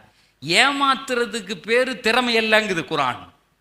ஏமாத்துற போற இடத்துல திருடிட்டு வந்துடுறது, அங்க ஒண்ணு பேசுறது, இங்க ஒண்ணு பேசுறது. ஒரு வேலைக்கு போனா அவன் வேலைக்கு போய் சம்பளம் வாங்கினா முதலாளியே திருப்திப்படுத்தணும். இஸ்லாம் சொல்லும். அவன் என்ன சொல்றானோ, எனக்கு இது தெரியும், நான் இப்படித்தான் செய்வேன். என்ன வேலை சொல்ற, இப்ப பாரு உன்னை குழப்பி விடுறேன் பாருன்னு அந்த வேலையை அறகுறையா செஞ்சு விடுறது. அப்படிலாம் செய்யக்கூடாது. அமானாத்திஹிம் வஅஹ்திஹிம் ராஊன். ஒரு ஆண் தன்மையின் அடையாளம் என்னன்னா, சொன்னா நிற்பான். ஆம்பளை பிள்ளைகளுக்கு சூரத்துல் மாயிதாவை சொல்லிக் கொடுங்கள்னு ரசூல்லா சொல்றாங்க. பெண் குழந்தைகளுக்கு சூரத்துல் நூரை சொல்லிக். இது ஒரு தஃப்சீர்ல நான் பேசிக்கிட்டு இருந்தேன். அல்லிமு அவுலாதக்கும் சூரத்துல் மாயிதா. ஆண் குழந்தைகள் என்ன அப்படி என்ன ஆம்பளை பிள்ளைக்கு சொல்லி தரணும்னு உடனே மாயிதாவை எடுத்து படிச்சு பார்த்தேன். அப்படி என்ன அதுல பெருசா வந்துருச்சு அப்படின்னு பார்த்தா, வார்த்தையே இதுதான். உங்க ஆம்பளை பிள்ளைகளுக்கு சொல்லிக் கொடுக்க வேண்டிய முதல் வார்த்தை அமானிதத்தை பேணணும். சொன்னா சொல்லணும். போன் அடிச்சு நண்பர் கூப்பிடுறாரு, டேய் 6 மணிக்கு அந்த டீ கடைக்கு வந்துடுறேன்டா. சொல்லும் போதே வரமாட்டேன்னு நினைச்சுக்கிட்டே சொல்றது. நிறைய பேர் அப்படி சொல்லுவான், இங்க வந்துரு அப்படி, இல்லைன்னா வந்துடுறேன், இல்லைன்னா அப்படி செஞ்சிடுறேன். சொல்லும் போதே செய்வன் நல்லா மவனை இருடி நீக்கியே அப்படின்னு செஞ்சு விடு. அப்படி செய்யக்கூடாதுங்குது. அது ஆண்மையின் அழகல்லங்குது. பேச்சு என்னவோ செயல் அதில் தான் இருக்கணும். அமானாத்திஹிம்பா. இதை எங்க பிள்ளைகளுக்கு சின்ன வயசுல சொல்லி கொடுக்கணும் சார். நீங்க மாறி மாறி இதை பேசுங்க. எதையோ பேசுறீங்க. கடைசியில் அல்லாஹ் ஒரு செய்தியில முடிக்கிறான், வல்லதீனஹும் அனிஸ் ஸலாத்தி யுஹாஃபிதுன் வல்லதீனஹும் அலா ஸலாத்திஹிம் யுஹாஃபிதுன். ஆரம்பிச்சது மாதிரியே கொண்டு வந்து முடிக்கிறான். இந்த வேலையெல்லாம் நீங்க செஞ்சா உங்கள் காமத்தை, உங்களுடைய செக்ஷுவாலிட்டியை பாதுகாத்து, ஜக்காத்தை கொடுத்து, நீங்கள் விளையாடாமல் இருந்து, வீண் விளையாட்டுகள் இல்லாமல் இருந்து, நீங்கள் சொல்வதை பேணினால் உங்கள் தொழுகை நிரந்தரமாக இருக்கும். எங்க போனாலும் தொழுகைக்கு கவனம் எடுத்து அந்த நேரத்தில் தொழுதுடுவீங்க. எழுதி வைத்துக் கொள்ளுங்கள், உங்கள் இம்மை வாழ்க்கையும் வெற்றி, உங்கள் மறுமை வாழ்க்கையும் வெற்றி. முடிச்சிட்டான் அல்லாஹ். இதுதான் வாழ்க்கையினுடைய தத்துவத்தை ஒரு டேப்லெட் ஃபார்ம்ல அல்லாஹு தஆலா கொடுத்துட்டான். இன்ஷா அல்லாஹ் நம்ம முஃப்தி சாப் என்ன செய்வார்னா, இந்த 6 விஷயத்தையும் தமிழ்ல எழுதி உங்களுக்கு கொடுத்துருவார். ஜெராக்ஸ் எடுத்து வீட்டுல தொங்க விட்டுறணும். இன்ஷா அல்லாஹ் செஞ்சிருவோமா? பார்க்கும் போதெல்லாம் அது நினைவுக்கு வரணும். அதை பார்த்துக்கிட்டே இருக்கணும். ஏன்னா யாரும், நான் ஒருத்தர் கடை வைக்கிறாரு, ஏங்க கடை வைக்கிறேன், விளங்காம போகணுன்னு கடை வைக்கிறேன் அப்படின்னு எவனாவது சொல்லுவானா? எதுக்கியா கடை நடக்கவே கூடாதுன்னு கடை வைக்கிறேன் யானை எவனாவது வைப்பானா? ஜம்னு நடத்தணுன்னு தானே வைப்பான். வாழ்க்கைக்கு எதுக்கு வந்திருக்கோம்? நாமும் நல்லா இருக்கணும், நம்ம பிள்ளைய நல்லா இருக்குன்னு வந்திருக்கோம்ல. இது குர்ஆன் கொடுக்கிற வாக்குறுதி. 200% சத்தியம். 1500 ஆண்டுகளாக இந்த சொன்னபடி வாழ்ந்து சுகமா வாழ்ந்து 5000 ஸ்கொயர் ஃபீட்ல பென்ஸ் காருகளோட சும்மா ஜாம்னு வாழ்ந்து சந்தோஷமா உலகத்திலையும் அனுபவிச்சுட்டு மறுமையிலையும் அனுபவிக்கிறதுக்கு ஒரு கூட்டம் போயிடுச்சு, வாழ்ந்து முடிச்சுட்டான். அதனால நீங்க அதை பத்தி கவலைப்பட வேண்டாம். இதுல சொன்னதை செஞ்சா நடக்கும். கடைசியா ஒரு செய்தியை சொல்லிக்கிறேன். தொழுகையில என் தொழுகை உயிரோட இல்லை, நான் என்ன செய்யறது? 60 வருஷமா தொழுகிறேன், காம சிந்தனை திரும்ப வருது, ஒரு பெண்ணை பார்த்தா பார்க்க தோணுது, ஒரு நியூடிட்டியான ஒரு தப்பான படத்தை பார்க்க தோணுது, ஒரு பெண்ணுக்கு அதே மாதிரி ஒரு ஆணை பார்க்க தோணுது. இந்த எண்ணங்கள் வந்துச்சுன்னா ரசூல்லா ஒரு துவா சொல்றாங்க. அந்த துவாவை நீங்கள் சொன்னால் உங்கள் தொழுகைகள் மாற்றப்படும். அந்த துவாவை சொல்லட்டா? எதை பார்த்தாலும் சொல்லட்டா வியாபாரம் பண்றாரே அவருன்னா, சரி நீங்க வேணும்னா சொல்லுவேன், இல்லைன்னா விட்டு. ஒரு ஊர்ல சொன்னேன் சார், உங்க பிள்ளைகள் வெளியே போகும்போது இந்த துவாவை ஓதி அனுப்புனா ஆக்சிடென்ட் நடக்காது, அந்த துவாவை சொல்லவா அப்படின்னு பக்கத்துல ஒரு அஜித் உட்கார்ந்தார். சொல்லாதீய அப்படின்னாரு. அந்த ஊர் அஜர்த்து சொல்லாதீய அப்படின்னாரு. என்ன சொல்லாதீங்கிறாருன்னு நான் பாட்டுக்கு வந்துட்டேன். சரி அஜர்த்தே சொல்றாரு, நீங்க எதுவும் சொல்றீங்களா அஜர்த்து? அஜர்த்தே சொல்றாருன்னு ஊருக்கு வந்துட்டேன். கரெக்டா 3வது நாள் ஃபோன் அடிச்சாரு. அஜித் நல்லபடியா போயிட்டீங்களான்னாரு. ஐயா 3 நாள் கழிச்சு கேட்குறேன்னு. ஒரு மனுஷன் போனான்னு எப்போ கேட்கணும்? சாயங்காலம் கேட்கணும். 3 நாள் கழிச்சு போன. ஆமாம் வந்துட்டேங்க ஊருக்குன்னே. இல்லை அந்த துவா ஒன்று சொன்னீங்கல்ல, என்னமோ ஒன்று சொல்ல வந்தீங்களா, அது என்ன அப்படின்னாரு. சொல்ல மாட்டேன்னே. என்ன திருத்தி இப்படி சொல்லி நீ தானையா சொல்ல வேணான்னு சொன்னேன்னு ஃபோனை வச்சுட்டேன். அடுத்து ஒரு 3 நாள் கழிச்சு ஃபோன் அடிச்சாரு. ஃபோன் அடிச்சு அஜரத் அந்த துவாவை கொஞ்சம் சொல்லுங்களேன் எல்லாரும் கேட்குறாங்க. அதெல்லாம் சொல்ல மாட்டாங்க, ஃபோனை வைங்கன்னு வச்சுட்டேன். ஏன்னா வம்ப அவர் தானே சொல்ல வேணான்னது. அடுத்து 3 நாள் கழிச்சு அடிச்சு ஃபோன் அடிச்சாரு. அடிச்ச உடனே தெரிஞ்சுக்கிட்டேன் இந்த துவாக்கு தான் அடிப்பான். அஜரத் நீங்கள் எங்கே இருக்கீங்கன்னாரு. காலேஜில் தான் இருக்கேன், ஜமாலில் இருக்கேன், திருச்சியில். உடனே அவர் கேட்டார், இப்போ நான் வரட்டா அங்கே அப்படின்னு கேட்டார். எதுக்குன்னு? என் பொண்டாட்டி திட்டுறா, டெய்லி 10 பொம்பளை என் வீட்டு வாசலில் வந்து நின்று அந்தால ஆக்சிடென்ட் நடக்காதுன்னு சொன்னான்ல, என் பிள்ளைய ஆக்சிடென்ட்டில் சாவணும்னு உனக்கு ஆசை இருக்காளுங்க. யார? இவர் பொண்டாட்டிட்ட. இந்த ஆள் விலங்க எதுக்கு வேணான்னு சொன்னார். டெய்லி 10 பொம்பளைய வர்றது, வாசலில் சண்டை வர்றது. அவன் கொண்டாட்டி சொல்லிருச்சான், நாளைக்கு துவாவோட வந்தா வீட்டுக்கு வா, இல்லைன்னா உனக்கு துவா ஓதிடுவேன்ருச்சு அந்த அம்மா. இவர் உடனே பஸ்ஸில் ஏறி வரேன். நான் சொன்னேன், நான் சொல்கிறேன் எழுதிக்க. ஏயா வேணான்னு சொன்னேன். அன்னைக்கு ஒரு மனுஷனுக்கு தேவைன்னா கேட்பான். அப்போ ரசூல்லா சொன்னாங்க, அல்லாஹும்ம இன்னி அவுது பிக்க மின் சலாத்தின் லா தன்ஃபா. ஒரே துவா தான். எங்க ரசூல்லா கேட்டாங்க, அல்லாஹும்ம இன்னி அவுது பிக்க மின் சலாத்தின் லா தன்ஃபா. இதை நீங்க கேட்டு அடுத்த செகண்ட் நீங்க தொழுதீங்கன்னா உங்க தொழுகை அவ்வளவு அருமையான தொழுகையாக மாறிப்போகும் என்று பொய்யே உரைக்காத சத்திய தூதர் எங்கள் நபிகள் சொன்னார்கள். ஆக இந்த 6 விஷயத்தையும் மனசுல எடுத்துக்கிட்டு ஏதாவது நல்லா சொன்னார்லாம் நினைக்க வேண்டாம். நான் இங்க வந்ததே எதுக்குன்னா உங்க இதயத்தை பிடிச்சி ஆட்டுறதுக்கு தான். நாளை காலையில வாழ்க்கை மாறணும், சுகமாகணும். 5000 ஸ்கொயர் ஃபீட்ல வீடு வேணும், பென்ஸ் கார் வெளியா. இந்த உலகத்துல வாழும்போது செம்மையா வாழணும், மௌத்தா போன பின்னாடி செம்மையா இருக்கணும். அதுக்கு தான் நமக்கு குரான் வழிகாட்டுதை தவிர இல்லைன்னா இங்கே உலகத்திலே அழுதுகிட்டே இருக்கிறது, நோயாளியாக இருக்கிறது. இங்கே நரகத்தை கொண்டு வந்துட வேண்டியது, சாவும் போது நரகத்திலே. அதுக்கு எதுக்கு இவ்வளவு பெரிய வானமும் பூமியும் சந்திரனும் சூரியனும் இப்படி சுத்துறதுலாம் எதுக்கு? தேவையே கிடையாது. அதனால இந்த நல்ல செய்திகளை அல்லாஹ் சொன்னதை எடுத்துக்கொள்ளுங்கள். அல்லாஹ் உங்களுக்கும் எனக்கும் உலக முஸ்லீம்களுக்கும் உலகத்தில் உள்ள அனைத்து மனிதர்களுக்கும் இந்த குரானை கொண்டு இவ்வளவு நாள் எப்படி நேர்வழி காட்டினானோ அல்லாஹ் அப்படி காட்டி சுகமான வாழ்க்கை இம்மை மறுமை மண்ணறையில் வாழ்வதற்கு அல்லாஹ் உதவி புரிவானாக. இந்த இவ்வளவு பெரிய அந்த இதை வச்சு நம்முடைய பெரும் பணிகளை செய்து கொண்டிருக்கிறார்கள். நோயாளிகளை சுகப்படுத்த, படிப்பிற்கு, நமக்கு நம்மளால் முடிஞ்சால் பொருளாதார ரீதியாக அல்லது நல்ல வார்த்தைகள் ரீதியாக அல்லது ஒரு நல்ல எண்ண ரீதியாக இப்படி ஒன்று செய்கிறாங்களே இவங்க வாழட்டும் அப்படின்னு சொல்லிட்டு அவர்களுக்காக வேண்டி துவா செய்தால் அந்த பணிகளில் நாமும் சேர்ந்தவர்களாக ஆகுவோம். அல்லாஹ் அப்படிப்பட்ட நல்ல சிந்தனையை நமக்கு தந்தருள் புரிவானாக. என்னை அழைத்து பேச வைத்த இந்த நிர்வாகத்திற்கும் முஆத் இப்னு ஜபலுடைய அந்த சங்கத்திற்கு மனதார்ந்த நன்றிகளை சொல்லி அல்லாஹ் உங்களையும் என்னையும் பொருந்திக் கொள்ள வேண்டும் என்று துவா செய்து முடிக்கிறேன். வாஹிர் தஅவானா அல்ஹம்துலில்லாஹி ரப்பில் ஆலமீன். இவங்களை கேட்டிருக்கா? அது ஒன்றும் இல்லை, ரசூல்லா சொல்லி தந்தாங்க நமக்கு. அல்லாஹ் குரானில் ஒரு வசனத்தில் சொல்கிறான், நீங்கள் வீட்டை விட்டு வெளியே போகிற நேரத்தில் ஃபவ்விது அம்ரி இலல்லாஹ், அவ்வளோதான் அந்த துவா, வேறு பெருசு இல்லை. அல்லாஹுவினிடத்தில் என் குழந்தையின் பொறுப்பை ஒப்படைக்கிறேன். என்ன ஒப்படைக்கிறேன்? ஒரு ஆணோ பெண்ணோ பிள்ளையோ யாருக்கு ஒரு தாய் தன் பிள்ளைக்கு ஓதி அனுப்பலாம். ஃபவ்விது அம்ரி இலல்லாஹ். அப்படி சொன்ன உடனே இந்த உலகத்தில் என்ன நடக்கும்னு அடுத்த வசனம் சொல்லுகிறது, இன்னல்லாஹ பசீரும் பில் இபாத். உடனே உங்கள் பொறுப்பை, உங்கள் பிள்ளைகள் பொறுப்பை அல்லாஹ் எடுத்துக்குவான். அவன் 120 முறுக்கணும்னு நினச்சாலும் பைக்கு போவாது. இன்னைக்கு அந்த பையன் அப்படித்தானே ஓட்டி பார்க்குறான்.